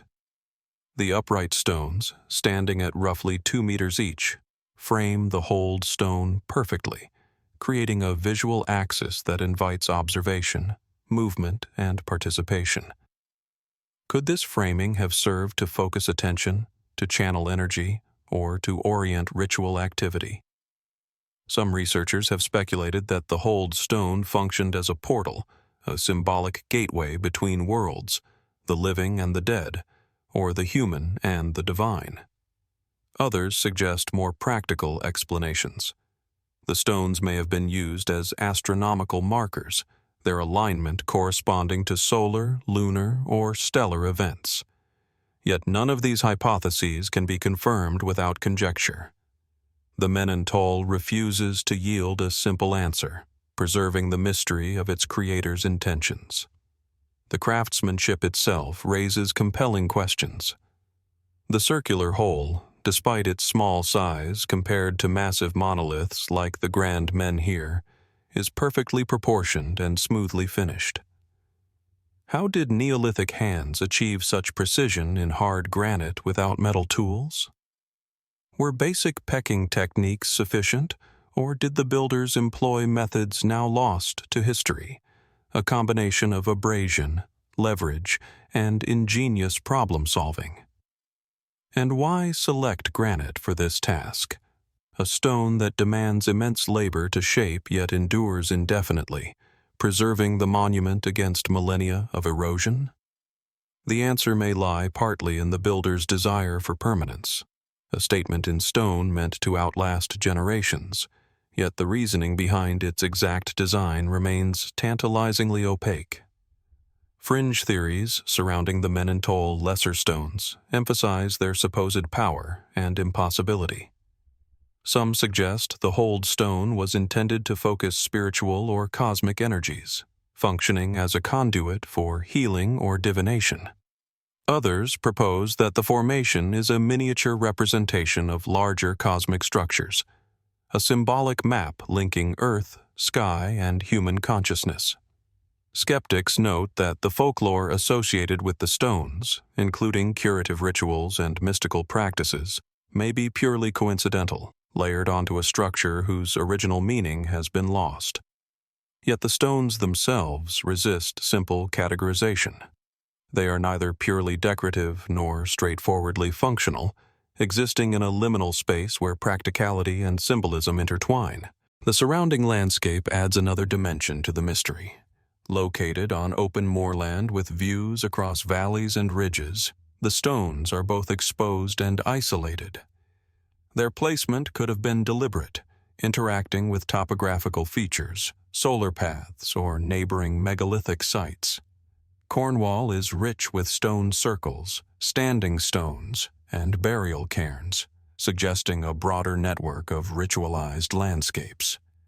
Could the Men-an-Tol have functioned as a node within this network, connecting human activity to celestial cycles, water sources, or social territories? Or was its significance entirely local, intended for a small community whose beliefs and practices have been mostly lost to time? Even the stone's interaction with humans is intriguing. Folklore suggests that passing a child through the hold stone could cure rickets or other ailments. Some accounts speak of adults performing the same ritual for spiritual or physical benefits. Could these practices be remnants of ancient rituals, or were they creative reinterpretations by later generations seeking meaning in a mysterious monument? Either way, the stones invite participation, drawing observers into a physical and imaginative dialogue with a culture long vanished. As one traces the contours of the hold stone, examines the framing uprights, and considers the scattered lesser stones surrounding the main formation, it becomes evident that the Men-an-Tol operates on multiple levels. It is simultaneously an architectural feat, a ceremonial tool, and a symbolic statement, yet one whose original meaning eludes us entirely. Unlike larger megalithic monuments, whose scale and alignment suggest political or cosmological functions, the Men-an-Tol emphasizes intimacy and interaction, inviting individual engagement while remaining resolutely enigmatic. Standing among the stones, one feels the subtle interplay of intention, landscape, and human effort. The Men-an-Tol lesser stones endure not through size alone, but through precision, placement, and mystery. They challenge our understanding of Neolithic capabilities, of ritual practice, and of the human desire to inscribe meaning into the world in ways that are simultaneously tangible and elusive. How were these stones quarried, shaped, and arranged with such care? What beliefs, rituals, or knowledge guided their creation? And what might have been lost, hidden in the passage of time, leaving only this small but profoundly enigmatic formation for us to encounter today? The Men-an-Tol lesser stones remain a silent witness to human creativity, ritual, and mystery. Their modest scale belies the ingenuity required to produce them, and their function continues to defy explanation. They stand as both a challenge and an invitation, asking us to consider the relationship between human effort, landscape, and the mysteries of the past. As we walk among the uprights and through the holed stone, we are compelled to ask, what truths about Neolithic life, belief, and ingenuity have been lost to time? And what secrets, patiently carved into granite thousands of years ago, might still be waiting to reveal themselves to those who approach with curiosity, reverence, and wonder? From the windswept moors of Cornwall, where the Men-an-Tol lesser stones stand as a subtle yet enigmatic testament to Neolithic ritual, our journey moves across the Mediterranean to the island of Menorca, one of Spain's Balearic Islands. Here, perched on rocky plateaus and overlooking the rugged coastline, rise the Taulas, massive T-shaped megaliths whose form is as simple as it is arresting. Unlike dolmens or standing stones scattered across fields, the Taulas are deliberate, monolithic, and intimate, creating a sense of presence that is at once monumental and strangely personal. They are silent witnesses to a civilization that flourished in the Bronze Age, yet their purpose remains shrouded in mystery, impossible to fully reconstruct.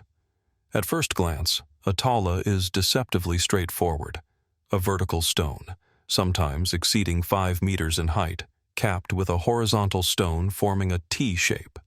Yet as one approaches, the precision, scale, and audacity of the construction become apparent.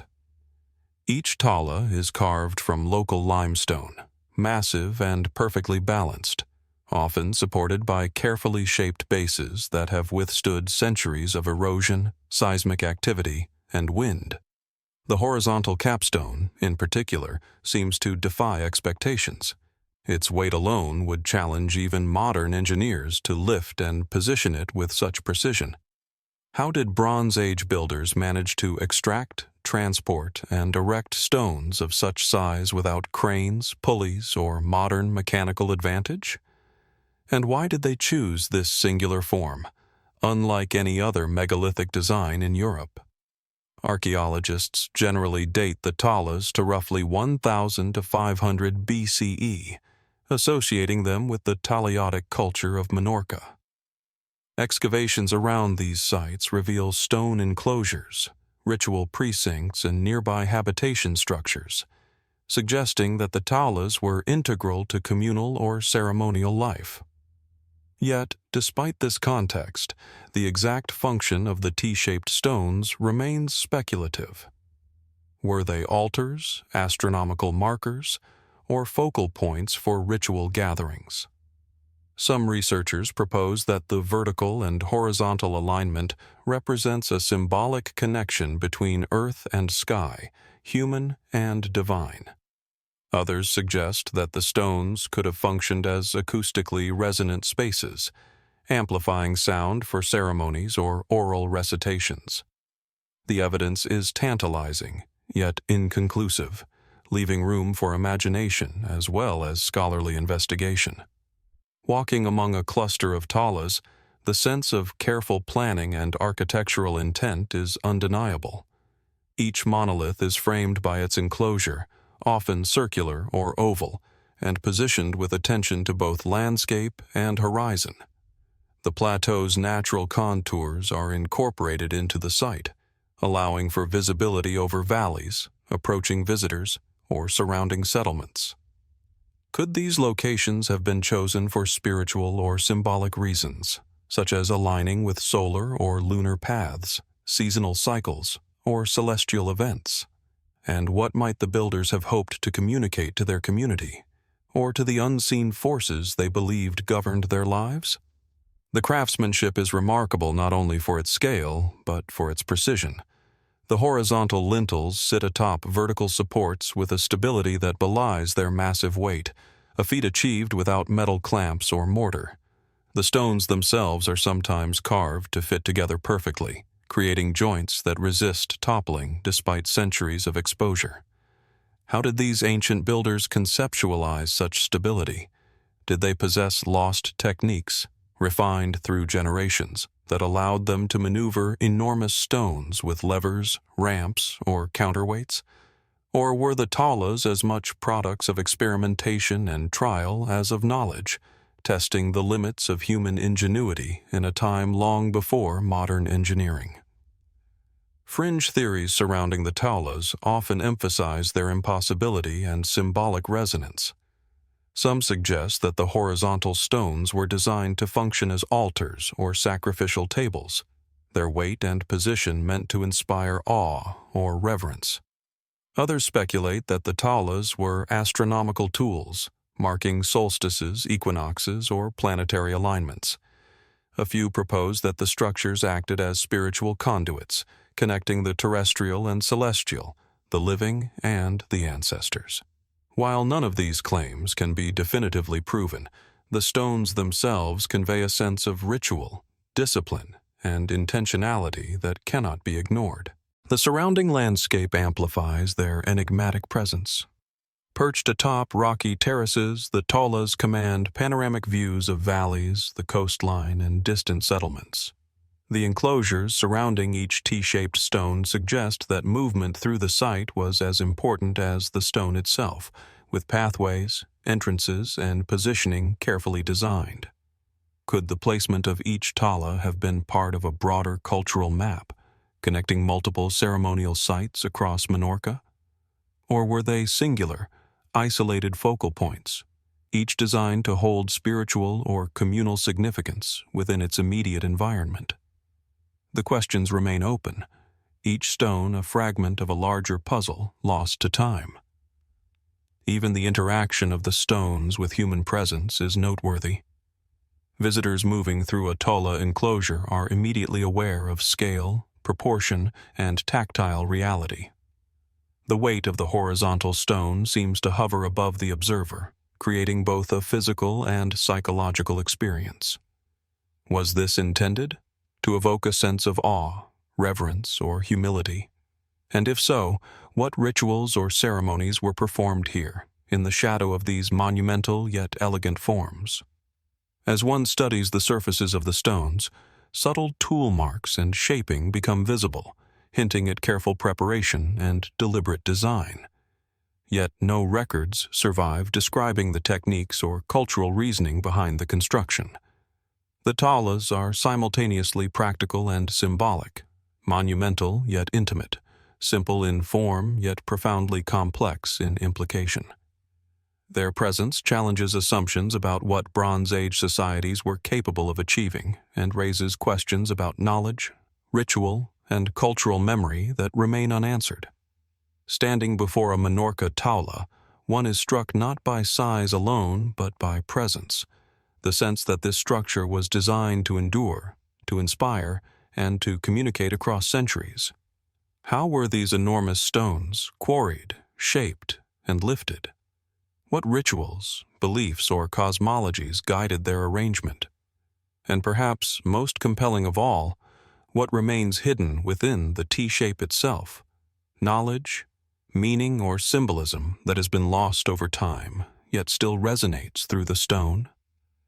The Taulas of Menorca endure as silent witnesses to human ingenuity, spirituality, and mystery. They are monuments impossible to replicate, not solely due to the physical challenges they present, but because the culture, ritual, and vision that produced them have largely vanished. As we trace the vertical supports, gaze along the lintels, and imagine the lives of the people who built them, we are compelled to wonder, what truths about Bronze Age society, their understanding of space, ritual, and cosmic order, have been lost to time? And what secrets might yet lie hidden in these T-shaped stones, waiting for those patient and observant enough to perceive them? From the T-shaped Taulas of Menorca, where Bronze Age communities left monuments of both simplicity and profound mystery, our exploration turns to the rugged landscapes of Sardinia, Italy, to a site whose very name evokes wonder: Monte Baranta. Nestled amid the rolling hills and rocky outcrops of the northern Sardinian countryside, Monte Baranta is less a single structure than a constellation of human ambition, engraved into the landscape itself. Here, prehistoric peoples left traces of monumental activity, terraces, and stone formations that continue to challenge our understanding of what could have been accomplished with the tools and knowledge of their time. At first glance, Monte Baranta appears as an unassuming hill, its slopes dotted with patches of granite and limestone. But as one approaches, the evidence of ancient human intervention becomes undeniable. Stone terraces, rock-cut channels, and carefully positioned megalithic blocks create a landscape that is both functional and enigmatic. The terraces suggest agricultural planning, yet their scale, precision, and integration into steep, uneven terrain suggest an architectural ambition that goes beyond mere farming. How did communities move and shape these stones, some weighing several tons, across such difficult terrain? And why invest such labor into constructions that seem at once practical and symbolically resonant? Monte Baranta has long been associated with the Nuraghic civilization, which flourished in Sardinia during the Bronze Age, roughly 1800 to 900 BCE. The Nuraghic people are best known for their stone towers, or nuraghi, circular constructions whose purpose may have ranged from defensive strongholds to ritual centers. Yet Monte Baranta does not conform to this familiar typology. Instead, it presents a complex interplay of terraces, cut rock platforms, and massive boulders arranged in ways that defy simple explanation. Archaeologists have debated their function for decades. Were these terraces designed to stabilize the slopes for crops, to channel water, or perhaps to delineate sacred or communal space? And could there have been a dual purpose, combining survival, ceremony, and social organization in a single monumental landscape? Walking along the terraces, the precision of the stonework becomes clear. Some retaining walls are straight and level across long distances, while others curve to follow the natural contours of the hills, each block fitted carefully against its neighbors without mortar. The effort required to quarry, shape, and position these stones is staggering, particularly in the absence of iron tools or advanced machinery. Did the Nuraghic builders employ simple levers, wooden sledges, or friction-based transport techniques honed over generations? Or did they rely on knowledge now lost, methods that allowed them to achieve stability, balance, and integration with the landscape that modern engineers struggle to replicate? Fringe theories about Monte Baranta emphasize its apparent impossibility and potential symbolic significance. Some suggest that the terraces and platforms were aligned with celestial phenomena, solar solstices or lunar cycles, turning the hillside into a terrestrial observatory as much as a functional space. Others propose that the site served as a ceremonial complex, where terraces were stages for ritual performance, offerings, or initiatory practices. A few researchers have speculated that the stone arrangements encoded cosmological knowledge, mapping the movement of stars and planets onto the hillsides. While no theory can be conclusively verified, the precision, scale, and deliberate placement of the stones suggest intent far beyond mere subsistence. The landscape itself contributes to the site's enigmatic power.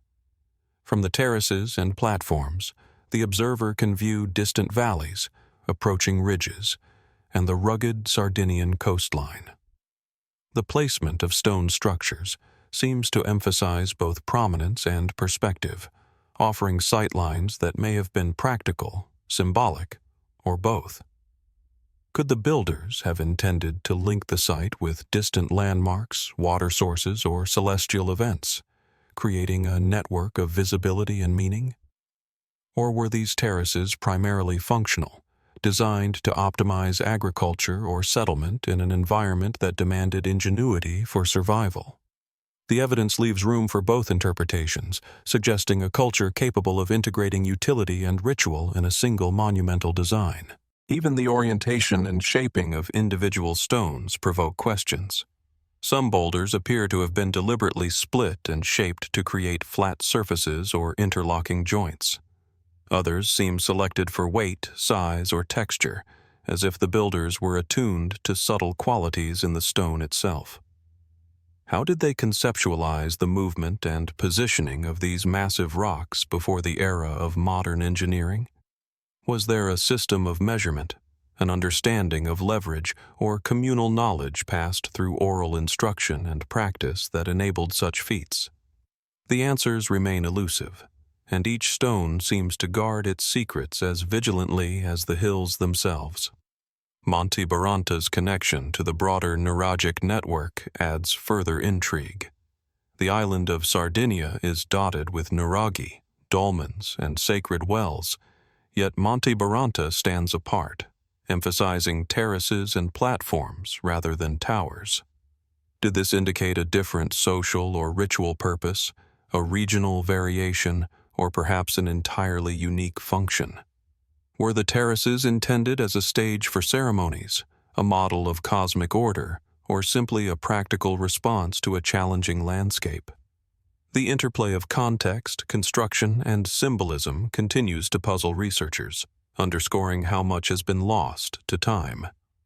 Walking across Monte Baranta today, one is struck by the interplay of human intention, environmental adaptation, and enduring mystery. The terraces, platforms, and stones invite reflection on the ingenuity and ambition of Bronze Age Sardinian communities. How were these landscapes conceived and executed? What cultural, ritual, or practical knowledge guided every choice, from the quarrying of a single boulder to the alignment of an entire hillside? And perhaps most compelling, what truths have been lost? Knowledge encoded in stone, ritual, or landscape that can no longer be fully reconstructed. Monte Baranta endures as both a monument and a question. Its terraces and stone platforms are the product of remarkable human skill, yet their ultimate purpose eludes definitive explanation.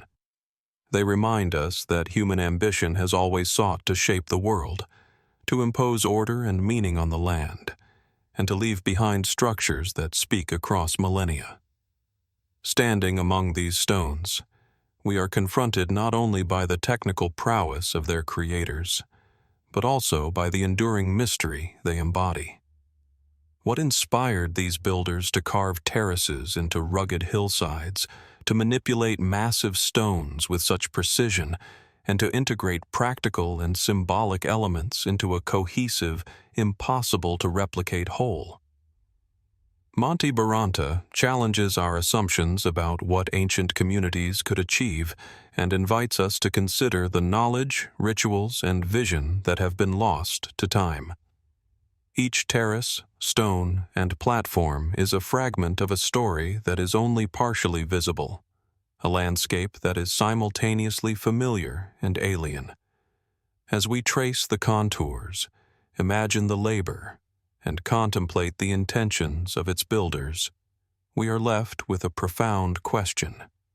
What remains hidden in this monumental hillside, waiting for those who seek not just answers, but understanding of a civilization whose ingenuity continues to defy replication even today? From the rugged terraces of Monte Baranta, where ancient Sardinian communities etched monumental terraces into the hillside with precision that continues to challenge modern engineers, we now journey to the island of Malta, a land where limestone cliffs meet the Mediterranean sun and prehistoric ingenuity leaves a permanent imprint on the landscape. Here, near the village of Tarxien, lie the Tarxien Temples, complex megalithic structures that stand as both marvels of ancient architecture and enduring enigmas. Unlike isolated standing stones or terraces carved into hillsides, the Tarxien temples form a labyrinth of chambers, altars, and reliefs, each carefully arranged to suggest purpose, ritual, and symbolism, yet leaving us to wonder at the intentions of those who built them. Approaching the site, the visitor is immediately struck by the density and intricacy of the stonework. Massive limestone blocks, some weighing several tons, are fitted together with extraordinary precision, forming a series of interlinked chambers, curved walls, and niches. The walls themselves bear intricate carvings, spirals, zigzags, and depictions of animals that speak to a symbolic language now lost to history. How did the builders quarry and transport these stones, some from locations kilometers away, without wheels, cranes, or pulleys? And how did they envision a complex with such spatial organization, balancing ceremonial function with architectural stability at a time when even simple dwellings were modest? Archaeological studies date the temples to roughly 3,150 to 2,500 BCE, placing them in Malta's late Neolithic period. They are part of a broader network of megalithic sites on the islands, including Hagar Chim, Menajtra, and Tarxien's own satellite complexes. Excavations reveal evidence of ritual activity, including altars, sacrificial hearths, and traces of animal bones, suggesting that the temples were centers of communal worship and ceremonial practice. Yet the exact nature of these rituals remains elusive. Were they offerings to deities, celebrations of fertility and agriculture, or complex rites of initiation? The absence of written records leaves only the stones themselves to hint at intent, and even here, ambiguity dominates. Walking through the Tarxien Temples, one is struck by the interplay between scale, space, and symbolism. The walls curve in carefully considered arcs, creating chambers that focus attention on central altars or reliefs. Some chambers are relatively small and intimate, while others expand into broader, more open areas, perhaps designed to accommodate gatherings or processions. Could the layout of the temples have reflected spiritual cosmology, mapping cycles of life, death, and regeneration? Or were the chambers practical responses to social organization, accommodating specific groups, rituals, or hierarchies within the community? The answer is unclear, and yet the temple's design insists upon interpretation, inviting us to consider both function and meaning. The artistry of the stonework is remarkable. Carved decorations include animals such as bulls, snakes, and birds, as well as abstract motifs like spirals, rosettes, and lines, some etched deeply, others more subtly. How were these images conceived, carved, and positioned with such precision using only stone tools? Do the animal depictions reflect literal observation, mythological storytelling, or symbolic representation? And what stories, beliefs, or cosmologies did these images encode? Messages meant for the community, the divine, or both? Each carving invites contemplation, hinting at a worldview that is partially accessible through the stones, but ultimately incomplete. Fringe theories about the Tarxien temples amplify their mystery. Some researchers propose that the temple layout encodes astronomical knowledge, aligning with solstices, equinoxes, or lunar cycles. Others suggest that the complex served as a ceremonial map, with each chamber and altar corresponding to elements of human life or the natural world. A few speculate that the carvings and architectural arrangement could represent sacred geometrical principles, indicating a level of symbolic sophistication far beyond what we typically associate with Neolithic societies. While these ideas remain speculative, the evidence of intentionality, the careful placement of stones, the precision of carvings, and the architectural coherence cannot be dismissed. The surrounding landscape enhances the sense of deliberate design. The temples occupy a gently sloping area, their positioning interacting with natural contours, sunlight, and sightlines to the surrounding terrain. Approaching the site from different directions reveals varying perspectives of the stone chambers, as if the builders intended movement and orientation to shape perception. Could these alignments have been designed to correspond with seasonal changes, guiding ceremonies in sync with agricultural or celestial cycles?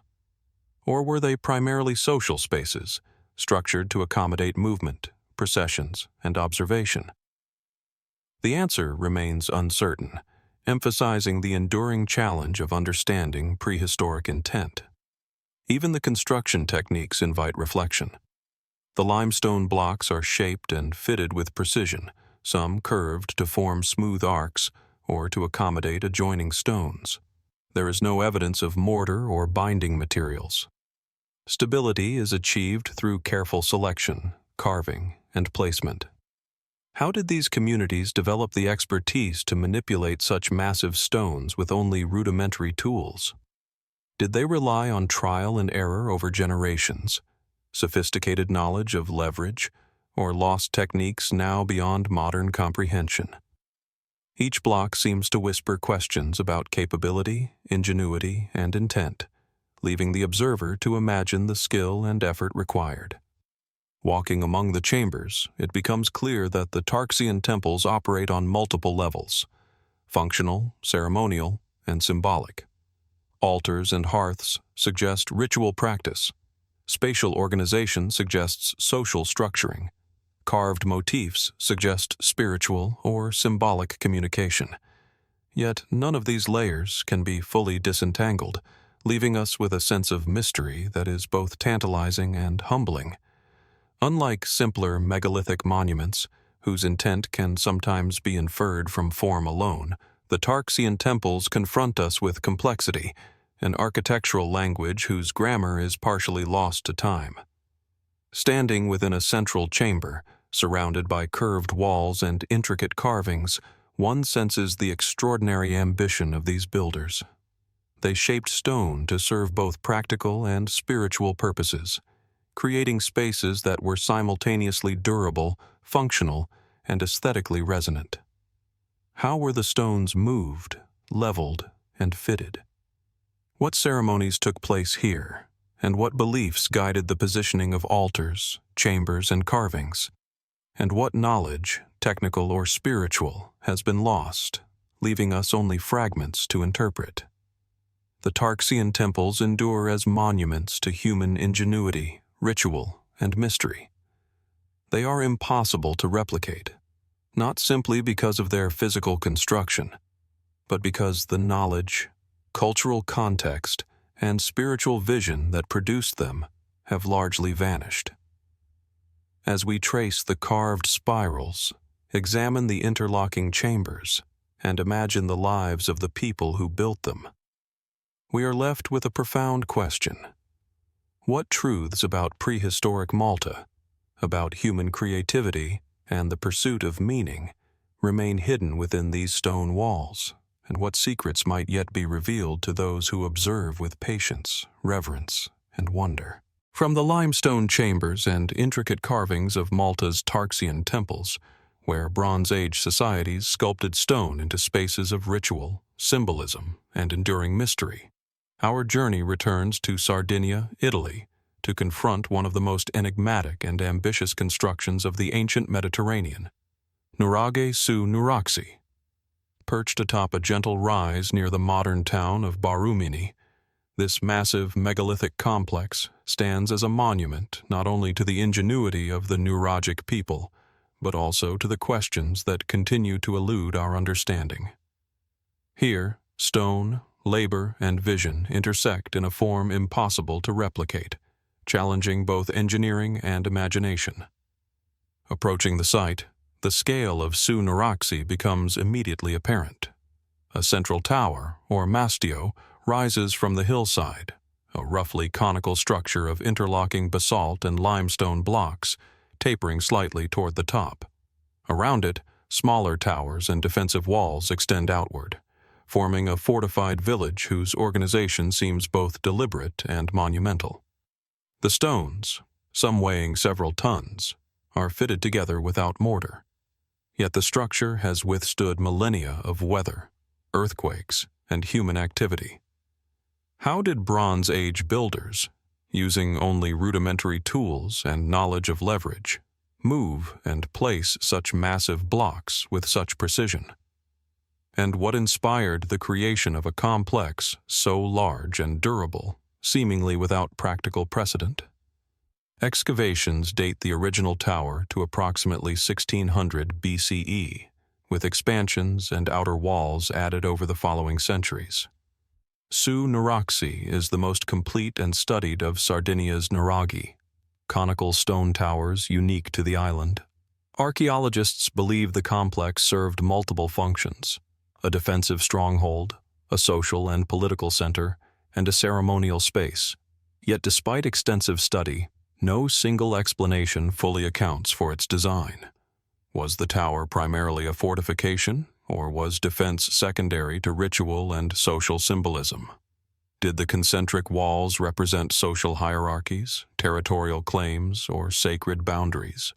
And what prompted the addition of auxiliary towers, terraces, and dwellings around the central mastio, an evolution suggesting both functional and symbolic purpose?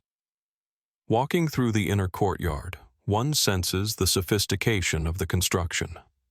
The central tower is accessed through a narrow entrance, leading into a circular chamber whose walls are thick and slightly inclined for stability. Small niches, staircases, and passages wind through the interior, hinting at advanced understanding of spatial organization and structural engineering. How did these early builders calculate weight distribution, stability, and accessibility without written plans or mechanical scaffolding? Was their knowledge intuitive, gained through observation and trial over generations, or was there a system of measurement and design now lost to time? The complexity of the interior suggests not only architectural skill, but also a keen awareness of human movement, acoustics, and functionality. Concepts that modern engineers would recognize as sophisticated even today. Fringe theories often emphasize the mysterious and impossible-to-replicate nature of Su Nuraxi. Some propose that the Nuraghe served as an astronomical observatory, with windows and corridors aligned to track solstices, equinoxes, or lunar cycles. Others suggest that the concentric arrangement of towers and walls created acoustic effects for ritual ceremonies, amplifying chants or musical instruments within the central chamber. Still others speculate that the structure encoded social or cosmic hierarchies, a stone map of authority and spirituality designed to guide both communal life and religious observance. While evidence remains circumstantial, the precision and ambition of Su Nuraxi make such interpretations compelling, even as definitive answers remain beyond reach. The surrounding village enhances the sense of deliberate planning. Circular huts, small enclosures, and ancillary structures cluster around the central tower, forming a self-contained settlement that demonstrates how Bronze Age Sardinians integrated daily life with monumental architecture. Water channels, storage pits, and hearths suggest practical purposes, yet their proximity to the central mastio implies a ceremonial or symbolic dimension as well. How did the inhabitants balance the functional needs of a community with the demands of constructing and maintaining such a monumental complex? And to what extent was the site designed to impress, intimidate, or inspire, both for its occupants and any outsiders who approached? Even the stones themselves provoke reflection. Many are carefully shaped, their surfaces smoothed or contoured to interlock with neighboring blocks. There is no evidence of mortar, yet the tower has endured for over 3 millennia. How were these massive stones transported from quarries, sometimes kilometers away? What tools, techniques, or collective labor strategies allowed such precision? And why choose a combination of basalt and limestone, materials with differing densities, textures, and workability? Each choice appears intentional, suggesting a level of engineering foresight that is remarkable for the Bronze Age. The site's continued resilience speaks to the ingenuity of its builders. Despite exposure to earthquakes, wind, and human interference, the central tower remains largely intact. Could the design reflect empirical knowledge of structural forces, learned over generations of observation and experimentation? Or was it guided by ritual or symbolic principles, where stability and durability were inseparable from spiritual significance? The integration of form, function, and landscape leaves an indelible impression of human ambition that transcends its time. Standing among the towers, terraces, and outer walls, one feels both the weight of human labor and the mystery of lost knowledge. Su Nuraxi is simultaneously a fortress, a village, and a ceremonial monument, yet the precise intentions behind its construction remain hidden. How were these towers planned and executed without written records? What beliefs, social structures, or cosmological frameworks guided their builders? And perhaps most profoundly, what has been lost over centuries of erosion, occupation, and change, leaving only the stone to speak across millennia? Nuraghe Su Nuraxi endures as a symbol of human capability, ambition, and enigma. Its construction is impossible to replicate not only because of the sheer physical labor involved, but because the cultural, technical, and symbolic knowledge that produced it is largely inaccessible to us today. As we trace the contours of the mastio, climb its staircases, and examine the interlocking stones, we are reminded of both the ingenuity of Bronze Age Sardinia and the enduring mystery it leaves behind. Each wall, chamber, and tower raises questions about labor, belief, and purpose, leaving us to wonder what secrets remain hidden within this extraordinary complex.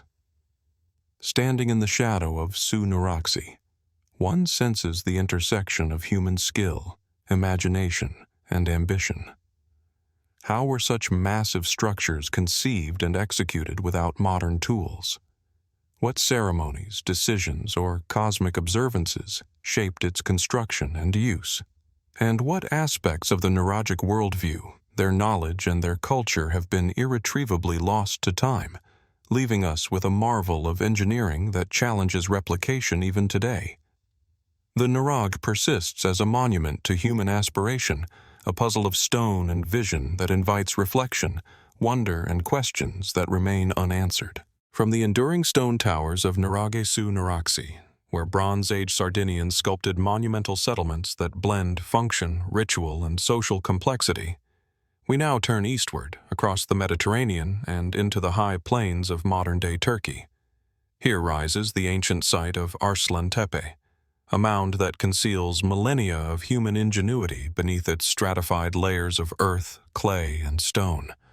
From a distance, the site seems unassuming, a gentle rise among rolling hills, yet beneath its surface lies evidence of complex societies, monumental architecture, and artifacts that continue to challenge our understanding of early urban development. Arslantepe is not just a mound, it is a palimpsest of human ambition, where the extraordinary skill of its builders is as mysterious as it is undeniable. The first impression upon approaching the mound is one of quiet scale. Unlike towering megaliths or sprawling temple complexes, Arslantepe rises subtly, its contours shaped by centuries of occupation. Excavation has revealed multiple levels of construction, each corresponding to successive phases of habitation spanning more than 5 millennia. At the heart of the site lies a series of monumental structures, including palatial buildings, large halls, and stone platforms. The stones themselves, some carefully hewn and others quarried in massive blocks, testify to an advanced understanding of construction, organization, and durability. How did these early societies conceptualize and execute such large-scale architecture without metal tools or modern machinery? And what societal forces, political, ritual, or symbolic, drove the creation of structures that are both practical and impossible to replicate today? Arslantepe's significance extends far beyond its physical presence. Archaeological studies date the earliest occupation to the 6th millennium BCE, with successive layers revealing evolving cultures, technologies, and social structures. Among the discoveries are intricately carved reliefs, clay seals, and ceremonial spaces, suggesting the emergence of organized governance and ritualized authority at a surprisingly early date. Some of the reliefs depict figures with animalistic or symbolic features, hinting at mythologies or cosmologies that remain largely unintelligible to modern scholars. Could these carvings represent deities, rulers, or abstract concepts? Were they meant to communicate power, record events, or mark sacred space? The interpretation remains speculative, and yet the precision and intent behind their placement speak to a culture capable of symbolic sophistication beyond what might be expected from an early Bronze Age settlement. Walking through the excavated remains, the architectural ingenuity becomes increasingly evident. Large halls with aligned doorways, carefully leveled platforms, and interconnected rooms suggest a deliberate understanding of space, circulation, and communal activity. The monumental stonework implies collective labor on a scale that required both organization and expertise. How were these stones quarried, transported, and positioned? What knowledge of leverage, geometry, and construction did the builders possess, passed down through generations but now irretrievably lost? And how were these physical feats balanced with the demands of daily life, ritual, and governance in a society that predates writing yet demonstrates remarkable complexity? Fringe theories and speculative interpretations add further layers to Arslantepe's intrigue. Some researchers propose that certain stone arrangements or hall orientations could correspond to celestial events, linking architecture with the observation of the sun, moon, and stars. Others suggest that the site functioned as a ceremonial center where political power, ritual, and emerging social hierarchies converged, a place where the symbolic and practical were inseparable. Certain clay seals, depicting intricate motifs, may encode administrative or spiritual knowledge, hinting at early forms of record-keeping, ritual symbolism, or proto-writing.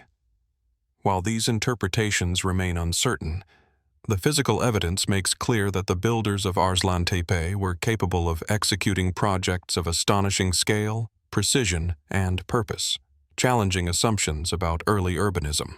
The surrounding landscape reinforces the sense of deliberate placement. The mound occupies a commanding position in the valley, overlooking fertile plains and access routes, suggesting strategic considerations in addition to ceremonial ones. Was this elevation chosen for defense, visibility, or symbolic prominence? Did the builders intend for the mound to serve as both a practical hub and a spiritual or political focal point? And to what extent were the surrounding fields, water channels, and roads integrated into a broader vision of urban planning, reflecting an understanding of landscape, resource management, and communal organization? The questions persist, as the visible remains hint at a complex interplay between geography, society, and human ambition. Artifacts recovered at Arslantepe deepen the mystery. Intricately crafted pottery, ritual objects, and ornamental items suggest both technical skill and aesthetic sensibility. The precision with which some items were manufactured, clay seals with finely detailed motifs, small figurines carved with careful attention, speaks to specialized knowledge and craftsmanship. How did these early communities achieve such refinement? Were these objects produced for daily use, ritual, status display, or some combination of purposes now lost to time? And what do they tell us about the cognitive, spiritual, and social sophistication of a culture that predates the written word? Even the process of excavation reveals unexpected complexities. Layers of earth conceal earlier structures beneath later additions, creating a vertical timeline of habitation that must be painstakingly interpreted. Each stone, wall, and artifact is a fragment of a story, yet the full narrative remains elusive. How did the builders conceive of verticality and continuity, adding successive generations of construction while maintaining structural integrity? What principles guided the expansion, renovation, or adaptation of buildings over centuries, creating a multi-layered architectural palimpsest that challenges modern reconstruction? Standing among the exposed stone walls and platforms, one senses the intersection of human ingenuity, ambition, and mystery. Arslantepe is a testament not only to the technical skill of early societies, but also to their capacity for symbolic thought, social organization, and ritual practice. How did Bronze Age communities envision and execute such complex structures without written plans, heavy machinery, or standardized measurement systems? What knowledge, now irretrievably lost, enabled them to manipulate stone and earth with such precision? And what cultural, spiritual, or political meanings guided the construction, expansion, and use of this monumental mound? Arslantepe endures as a site that is both monumental and enigmatic. Its terraces, halls, and reliefs testify to human ambition, skill, and imagination, yet the intentions behind them remain largely inaccessible to modern observers. The site challenges our understanding of early urbanism, engineering, and ritual practice, leaving us to confront the possibility that prehistoric societies were far more sophisticated than conventional narratives suggest. As we examine the layers of stone and earth, the carved reliefs, and the carefully arranged spaces, we are compelled to wonder, what truths about early civilization, about social organization, ritual, and human ingenuity have been lost beneath the layers of time? And what secrets remain hidden within this extraordinary mound, waiting to reveal themselves to those who approach with patience, reverence, and curiosity? Continuing from Arslantepe, we now cross the ocean to the western edge of South America, where the sun beats down relentlessly on the vast, barren plains of northern Peru. Here, amid the desolate desert, stands an imposing monument that, like many ancient structures, hides more questions than answers. The Huaca del Sol, a colossal earthen pyramid rising almost 40 meters from the ground. It is one of the largest mud brick structures ever constructed in the pre-Columbian Americas. Today, it stands as a testament to both the remarkable engineering skills of the Moche civilization and the enduring mystery surrounding its construction, purpose, and eventual abandonment. The Huaca del Sol, whose name translates to Temple of the Sun, is located near the ancient Moche capital of Moche Valley, an area once thriving with complex societies and intricate rituals. At first glance, the pyramid's sheer scale is overwhelming. Its broad, stepped walls stretch across the landscape, their surfaces marked with eroded indentations, suggesting layers of construction that once ascended in terraces. The pyramid was originally much taller, and its expanse, when complete, likely stretched for several hundred meters in length. Built entirely from sun-dried mud bricks, it looms like an ancient sentinel, guarding secrets that modern archaeology has only begun to unravel. Unlike the stone structures found in other ancient civilizations, Huaca del Sol's mud brick construction seems to defy the durability one might expect from monumental architecture. And yet, despite its eventual erosion, the pyramid has endured for over a millennium, longer than many stone temples, bearing witness to the ingenuity of the Moche people. But how were these massive blocks of sun-dried brick transported, stacked, and aligned with such precision? Without the use of metal tools or large-scale transport technology, it is remarkable that the structure even exists today, given the harsh desert conditions it has faced for centuries. The sheer manpower required to build such a monument raises questions about the social and political organization of the Moche civilization. Who or what drove this monumental project?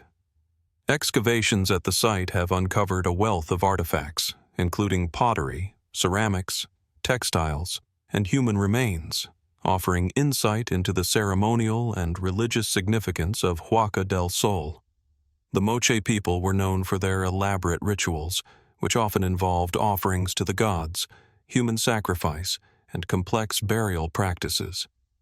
It is believed that the Huaca del Sol may have been a central site for these ceremonies, with its monumental scale serving both as a symbol of religious devotion and as a physical manifestation of Moche power.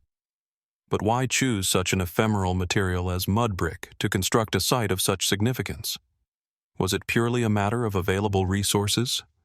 Or was there a deeper, symbolic reason for using Earth itself to build a place of worship? The answer remains elusive, but what is clear is that the pyramid was a center of intense activity during the height of the Moche civilization. The walls of the pyramid were likely adorned with vibrant murals and sculptures depicting gods, deities, and rituals, many of which have been lost to time. Evidence of these decorations suggests that the Moche had a profound understanding of art, symbolism, and visual storytelling, using the structure not just as a physical temple, but as a canvas for their religious and cultural beliefs. What did these murals reveal about Moche cosmology? And what, if anything, might they have communicated to those who entered the temple for worship or ritual? As with many ancient sites, fringe theories surrounding Huaca del Sol propose alternative explanations that challenge mainstream archaeological interpretations. Some suggest that the pyramid's purpose was not solely religious, but also astronomical in nature, perhaps serving as a giant observatory aligned with celestial events such as solstices or lunar phases. Others speculate that the Moche, with their sophisticated understanding of hydraulic engineering, may have used the site as part of a larger water-based ritual, integrating the structure with ancient irrigation systems. Could it have been a place to honor both the sun and the earth's water, bridging the gap between these two essential forces in Moche spirituality? There is also the question of the rituals conducted within the pyramid. Archaeological evidence points to sacrifices, both human and animal, being an integral part of Moche religious practice. It is believed that the Huaca del Sol served as the backdrop for these rites, perhaps marking it as a place where the boundary between the mortal and divine worlds could be crossed. The remains of these sacrifices, often found in strategic locations within the pyramid's terraces, raise unsettling questions about the Moche's spiritual and political priorities. Was this a purely ceremonial act of devotion, or did it serve a more pragmatic purpose, reinforcing the power of Moche rulers through fear and spectacle? The decay of the pyramid itself further adds to its mystery. The Huaca del Sol was abandoned sometime around the 7th or 8th century CE, possibly due to environmental changes or political upheaval. Over the centuries, erosion and looting have left much of the pyramid in ruin. Its original form, which once stood several stories high, is now a mound of earth and brick. Yet even in its diminished state, the structure holds an enigmatic aura. What led to the fall of the Moche civilization? And why did such an impressive monument fall into disrepair so soon after its construction? Was the desert simply too harsh a place for such ambitious endeavors? Or was there something about the Moche's societal collapse that remains hidden beneath the rubble? Perhaps the greatest mystery of all lies in the site's connection to the Moche's broader civilization. While Huaca del Sol undoubtedly played a central role in Moche culture, it is but one piece of a larger puzzle. The Moche civilization, though advanced in art, architecture, and agriculture, left behind few written records, making the true significance of their monumental sites difficult to determine. What we know is that the Moche's mastery of engineering, metallurgy, and ceramics set them apart from other ancient cultures. But what drove them to build on such a monumental scale? Was it a desire to impress, to dominate, or perhaps to fulfill a deep religious calling that we can no longer fully comprehend? The mystery of Huaca del Sol lies not only in the structure itself, but also in the civilization that created it. The story of the Moche is still being written, with each excavation at Huaca del Sol offering new clues, yet still leaving many questions unanswered. What we do know is that Huaca del Sol was a place of profound significance to the Moche, one that continues to speak to us across the centuries, inviting reflection on the intersection of religion, politics, and architecture. As we stand before the remnants of this monumental pyramid, its eroded stones seem to whisper the same question over and over. What was it truly meant to symbolize? Was it merely a structure of power, A monument to the sun or something more? Something that remains hidden in the desert sands, waiting for the right moment to reveal its secrets? From the scorching desert of Peru to the arid landscapes of northern Ethiopia, we find ourselves shifting across time and continents to a truly unique archaeological site, the Axumite Proto-Megaliths. These lesser-known but profoundly enigmatic stones, scattered across the Ethiopian highlands, offer a glimpse into the mysterious world of the ancient Axumite Empire, a civilization whose influence spanned vast portions of East Africa between the 1st and 7th centuries CE. As we stand among the giant slabs of stone, some of which resemble the famed obelisks of Axum but predating them by centuries, we are drawn into a story of ambition, mystery, and forgotten knowledge.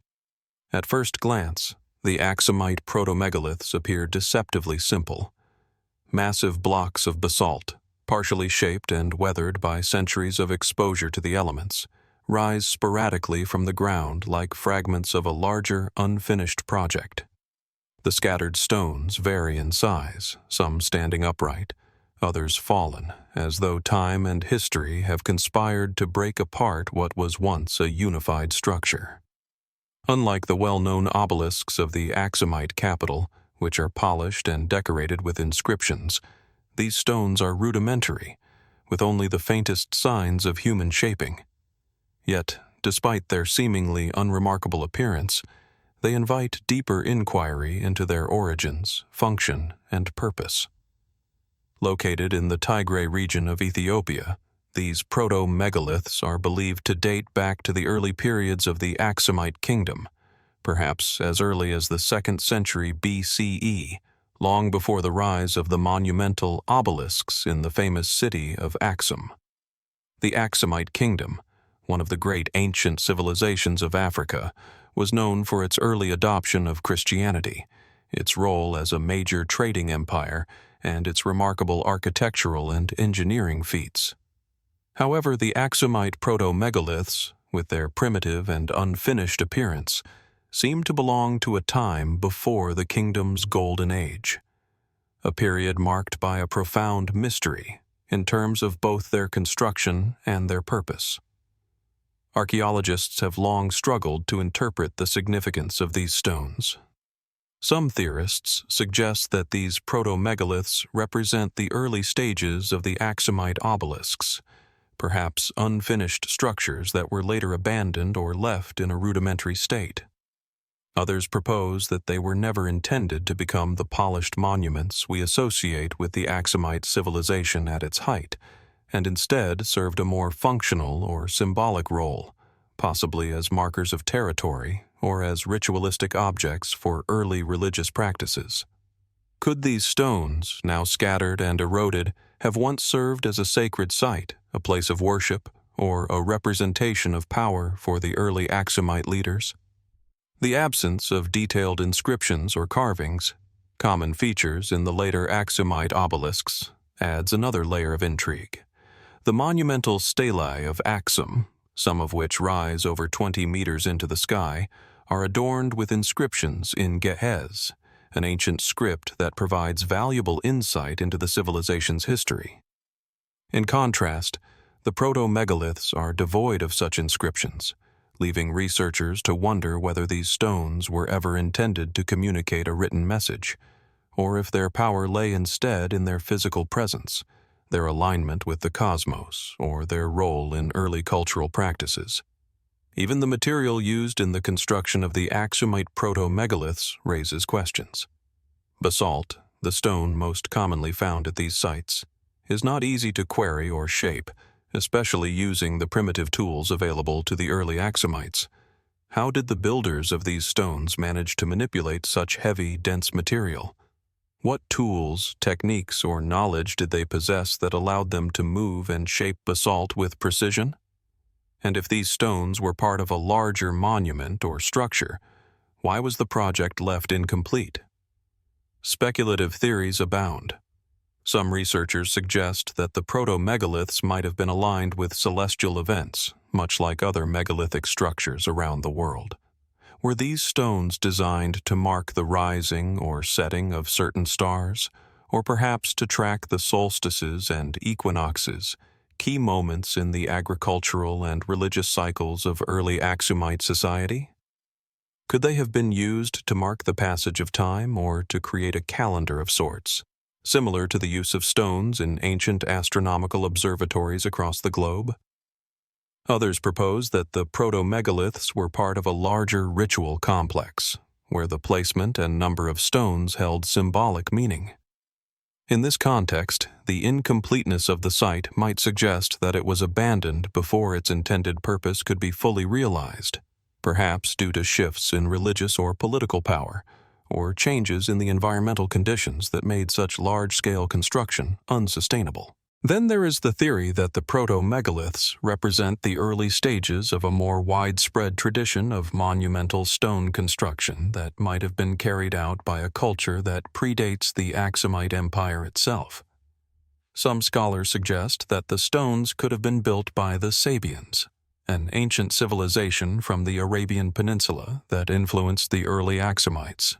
If this is true, then the Axumite Proto-Megaliths could represent a continuation or an adaptation of a much older building tradition, one that was eventually absorbed and transformed by the Axumite civilization, giving rise to the more refined obelisks we know today. Despite these theories, however, much remains unexplained. The fragmented state of the Proto-Megaliths makes it difficult to fully comprehend their original design or purpose. Were they merely markers, placed with little regard for aesthetic or symbolic detail, or were they part of an elaborate and coordinated effort to create a monument that spanned generations?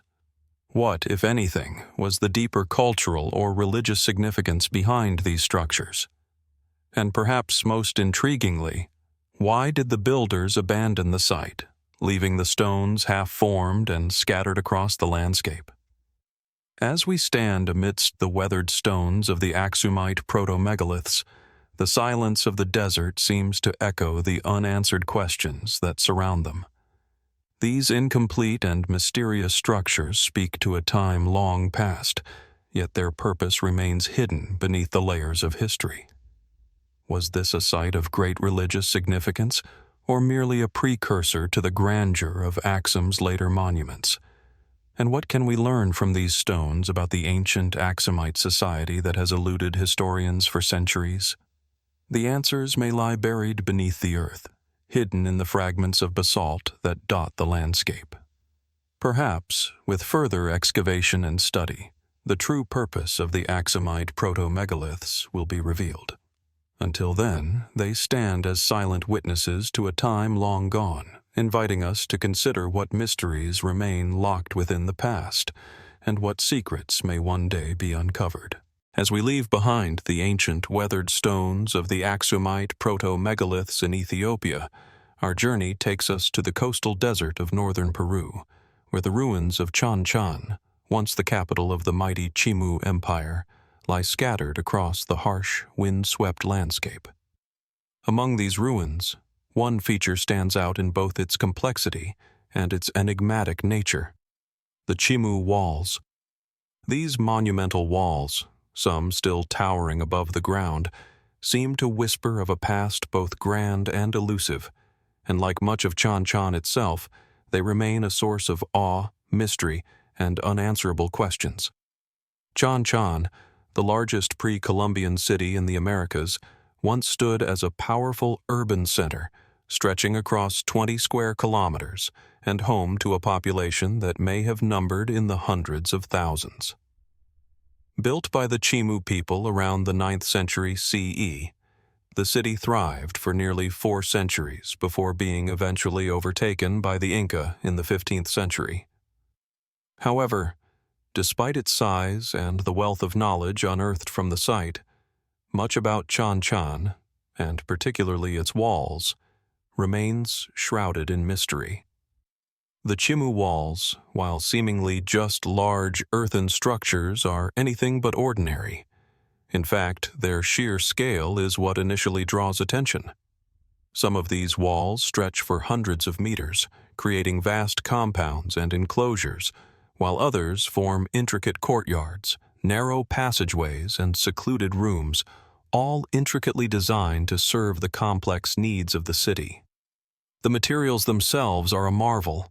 Constructed primarily from adobe bricks, they are reinforced with a mixture of stone and sometimes wood, demonstrating the Chimu's mastery of local resources and their ability to create massive, enduring structures in one of the driest places on Earth. Yet, despite their utilitarian appearance, the Chimu walls speak of something far more than mere fortification or urban design. At first glance, they appear like ordinary defensive barriers, built to protect the city from external threats. However, it quickly becomes apparent that the walls of Chan Chan were far more than just simple fortifications. The walls were intricately decorated with intricate, stylized motifs, patterns of animals, plants, and geometric shapes, all carved or molded directly into the adobe surface. These artistic expressions suggest that the walls played a symbolic role, perhaps related to religious or cultural beliefs, extending beyond the practical function of defense.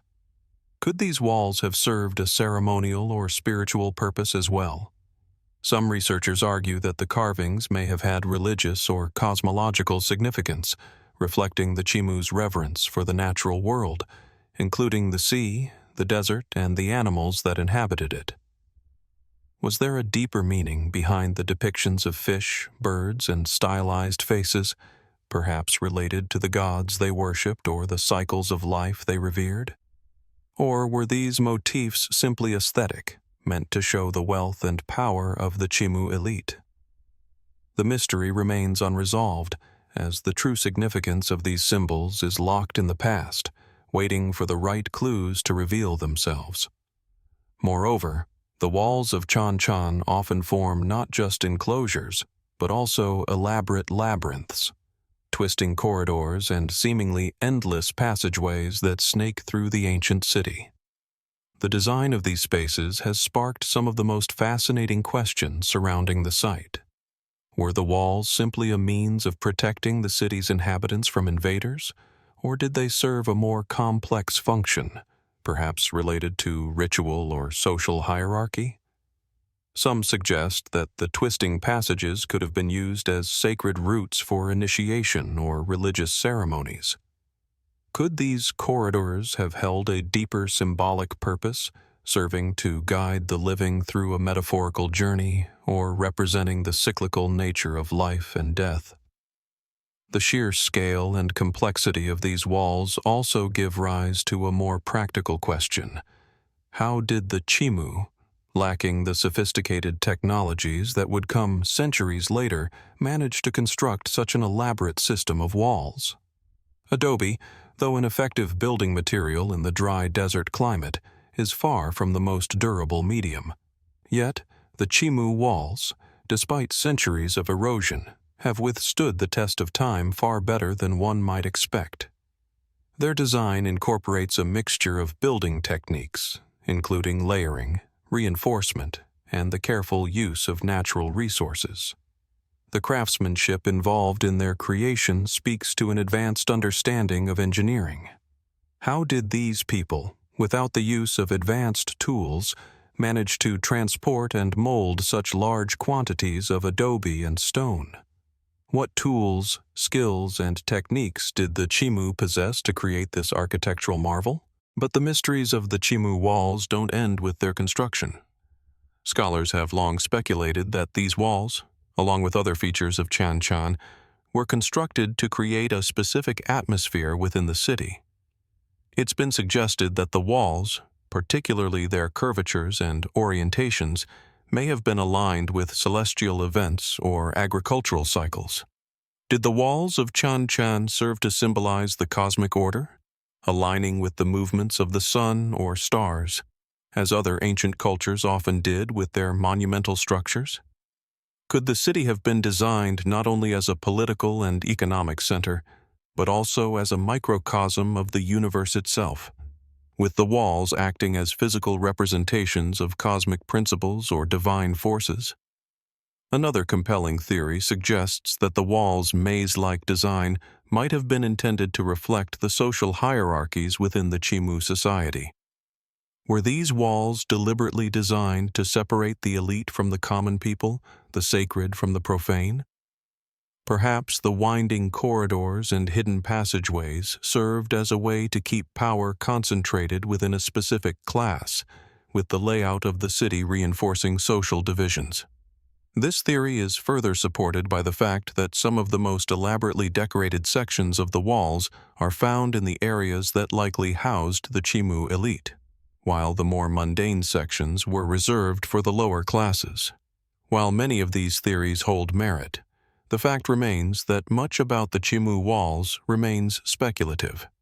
Despite extensive archaeological work at Chan Chan, including excavations, surveys, and the analysis of artifacts, no single theory has been universally accepted. This leaves us with more questions than answers. Were the walls truly symbolic, or were they a functional aspect of Chimu urban planning? Did they hold religious or astronomical significance, or were they a manifestation of social and political control? What role did the carvings play? Did they serve as a form of communication, or were they purely decorative? As we stand at the edge of the ruins of Chan Chan, with its walls stretching endlessly before us, the landscape seems to echo the questions that linger in the air. The intricate carvings, the winding corridors, and the monumental scale of the structures all point to a civilization that was as complex as it was enigmatic. The Chimu people, builders of this massive urban center, have left behind a legacy that speaks not just of material wealth, but also of spiritual and intellectual depth, one that we have only just begun to understand.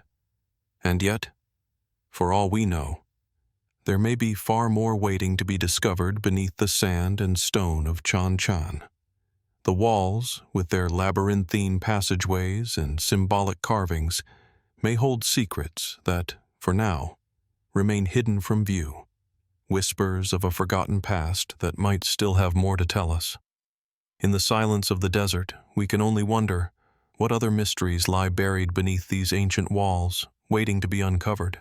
As we leave behind the ancient desert of Peru, the winds carrying the silent stories of Chan Chan, our journey takes us to a very different landscape, one far older and equally mysterious. Nestled in the rolling hills of Ireland, just to the north of the River Boyne, lies one of the most enduring and enigmatic sites of megalithic construction in the world, Newgrange Passage Tomb. This prehistoric structure, dating back over 5,000 years, stands as a testament to the ancient people who built it, a people whose understanding of the heavens and the earth may have been far more sophisticated than we give them credit for. But for all we know about its size, its age, and its purpose, Newgrange remains cloaked in mystery, with unanswered questions lingering like a shadow over its ancient stones. The tomb, a vast mound of earth and stone, is surrounded by a ring of 97 large, finely decorated stones, some of which bear intricate carvings that have intrigued archaeologists for generations. It rises dramatically from the landscape, its circular shape immediately drawing the eye.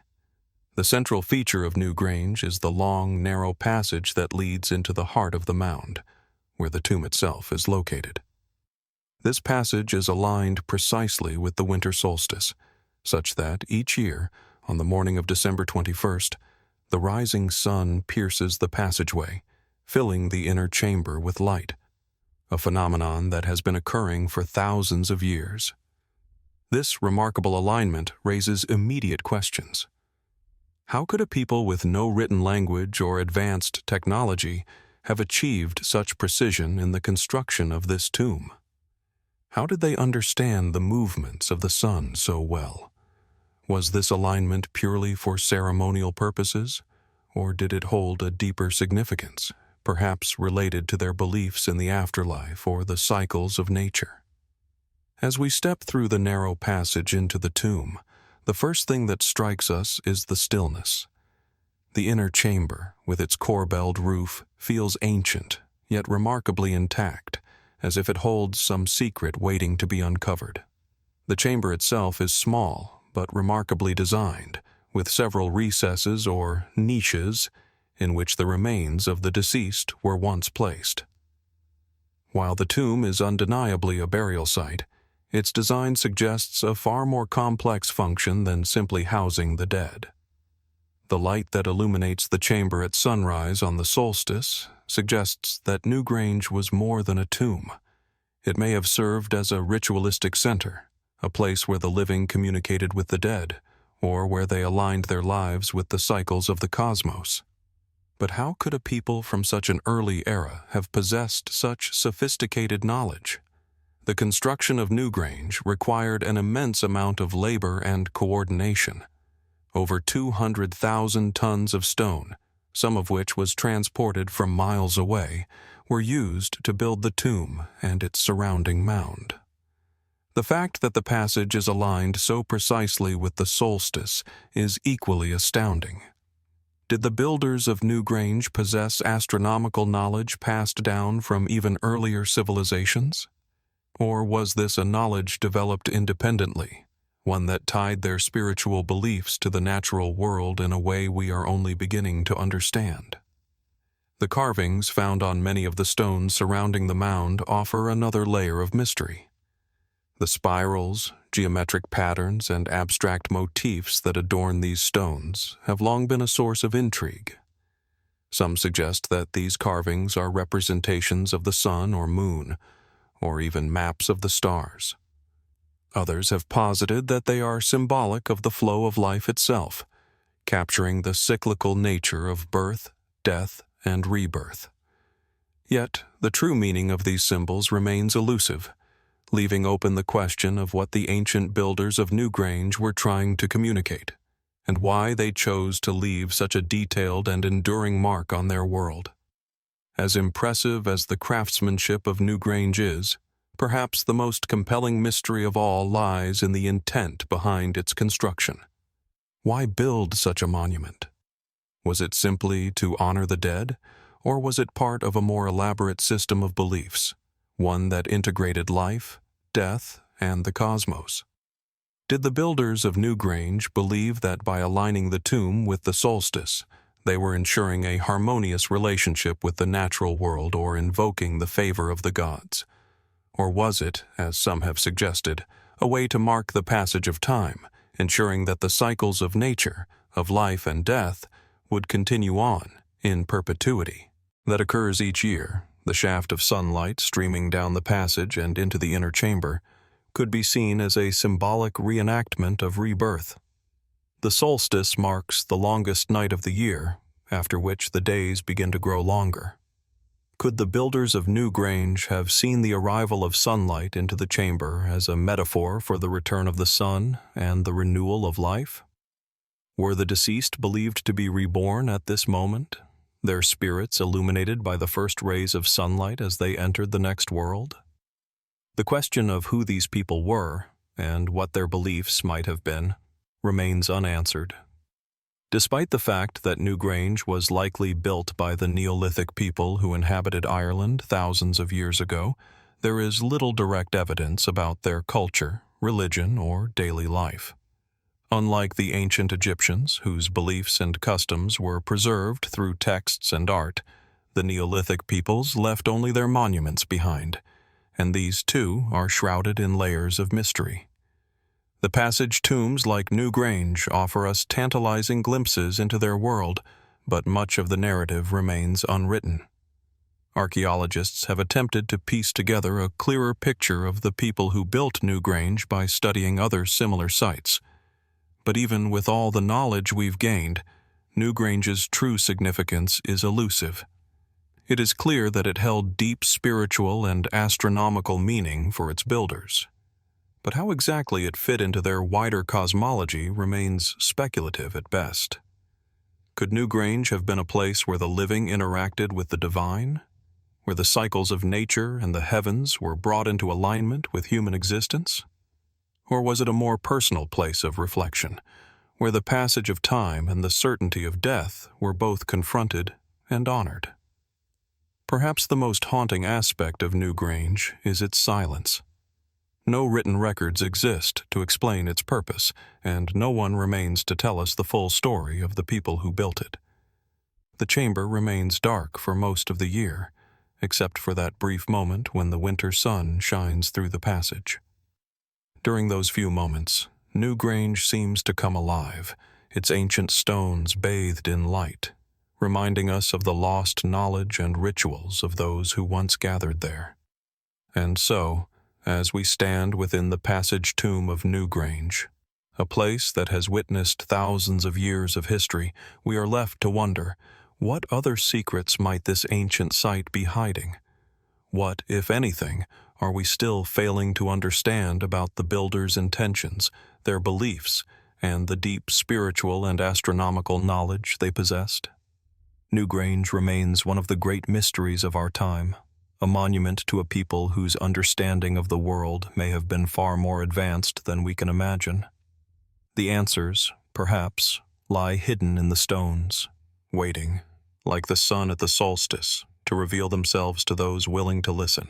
As the camera moves away from the Newgrange Passage tomb, leaving behind the serene landscape of Ireland and its ancient solstices, our journey now carries us to the rocky hills of Mycenae, Greece, where a monument of both beauty and enigma stands, silent and weathered by time, but still holding the whispers of a distant, powerful civilization. This is the Beehive tomb of Atreus, also known as the tomb of Agamemnon. It's a structure that has endured millennia, surviving invasions, earthquakes, and centuries of neglect. But for all its grandeur and historical significance, the tomb's true origins and purpose continue to puzzle archaeologists and historians alike. The Beehive tomb, an imposing tholos, or beehive-shaped, structure, is one of the most striking architectural feats of the Mycenaean civilization, a Bronze Age society that flourished in Greece from around 1600 to 1100 BCE. The tomb is constructed from massive limestone blocks, each one perfectly cut and fitted together with remarkable precision. Its design, which rises dramatically above the surrounding countryside, is an awe-inspiring display of ancient engineering. The tomb is a symbol of the wealth and power of the Mycenaean elite, but its exact purpose and the identity of its occupant remain the subjects of debate. When we approach the tomb, we're first struck by its size. The Beehive structure is not just a tomb, but an architectural statement. The massive circular chamber within the tomb, often referred to as the tholos, measures about 14 meters in diameter and is crowned by a single large stone, a monumental corbelled vault. The vault, which remains one of the largest of its kind in Europe, was constructed using the corbelling technique, where each successive layer of stone juts slightly inward, creating a dome-like effect. The precision with which this vault was constructed, using nothing but stone and mortar, is astounding. It seems almost impossible that such an architectural achievement could have been accomplished by a civilization lacking modern tools and technology. The entrance to the tomb is equally striking. It's framed by a massive lintel stone, which forms a dramatic threshold. The entrance leads into a long, narrow passageway that connects to the central chamber, where the body of the deceased was once placed. The tomb's location on a hilltop overlooking the fertile plains below suggests that it was deliberately built to be seen, an imposing monument meant to mark the resting place of someone of immense power and prestige. But this is where the questions begin. While it's widely believed that this tomb belonged to Atreus, the legendary king of Mycenae and father of Agamemnon, the hero of Homer's Iliad, there is no direct evidence to confirm this. In fact, the tomb was already centuries old by the time Homer's epic tales were passed down through oral tradition. Was the tomb, as tradition suggests, the final resting place of Agamemnon himself? Or could it have been the tomb of another high-ranking individual from the Mycenaean royal family? And if so, why was this particular tomb constructed with such extraordinary effort and precision? And what might that say about the person it was built for? The mystery deepens when we examine the tomb's construction. The sheer scale and complexity of the Beehive tomb raise an important question. How was such a monumental structure built without the advanced tools and techniques that we associate with later periods? While we know the Mycenaeans were highly skilled architects and builders, the precision required to construct the tomb, particularly the corbelled dome, remains baffling. How did they move and position such massive stones, some of which weigh many tons? Even more intriguingly, the tomb's long passageway, which leads to the chamber, is aligned with an almost perfect degree of accuracy, something that seems more akin to the precise engineering we associate with later periods, such as that of the Egyptians or Romans. How did the Mycenaeans, with their rudimentary tools, manage to achieve such a high level of sophistication? Another mystery lies in the intricate carvings and adornments found on the stones surrounding the tomb. Some stones are etched with elaborate designs, including symbols that remain difficult to interpret. Could these carvings hold secrets that could shed light on the tomb's true purpose or the identity of the occupant? The lack of definitive inscriptions or written records in and around the tomb only compounds the mystery. While other Mycenaean tombs contain pottery or inscriptions that help identify the deceased, the Beehive tomb of Atreus remains almost entirely bereft of these markers. It's almost as though the builders deliberately wanted to keep the identity of the occupant hidden, or perhaps it was simply lost to time. The tomb's association with Agamemnon has long been a matter of speculation. Agamemnon, as described in Homer's Iliad, was a king of unparalleled power, a leader of the Greek forces during the Trojan War. In ancient times, it was assumed that such a monumental tomb could only belong to someone of Agamemnon's stature. But no archaeological evidence has ever definitively linked this tomb to the famous warrior king. One theory suggests that the tomb, rather than being the final resting place of Agamemnon himself, may have been dedicated to his memory or to the legendary kings who preceded him. The tomb's grandeur could indicate that it was built not for an individual, but as a monument to a dynastic lineage, reinforcing the idea of Mycenaean kingship as divinely ordained. Could it have been built for Atreus, Agamemnon's father, whose reign would have set the foundation for the dynasty? The absence of clear evidence complicates matters further. While many other Mycenaean tombs contain grave goods, such as jewelry, weapons, and pottery, that help us understand more about the people interred within them, the Beehive tomb of Atreus is largely devoid of these offerings. Only a few fragmentary remains have been found inside the tomb, leaving many unanswered questions about the burial practices of the Mycenaeans.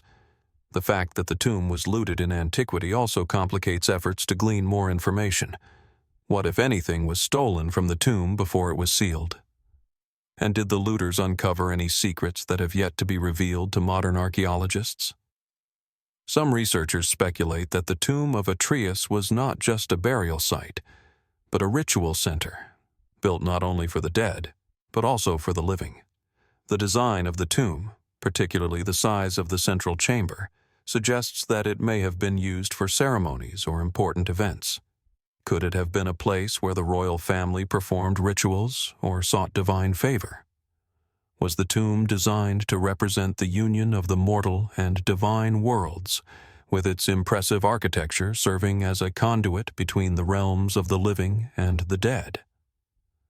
These questions remain speculative, as there is no concrete evidence to suggest the tomb's full function.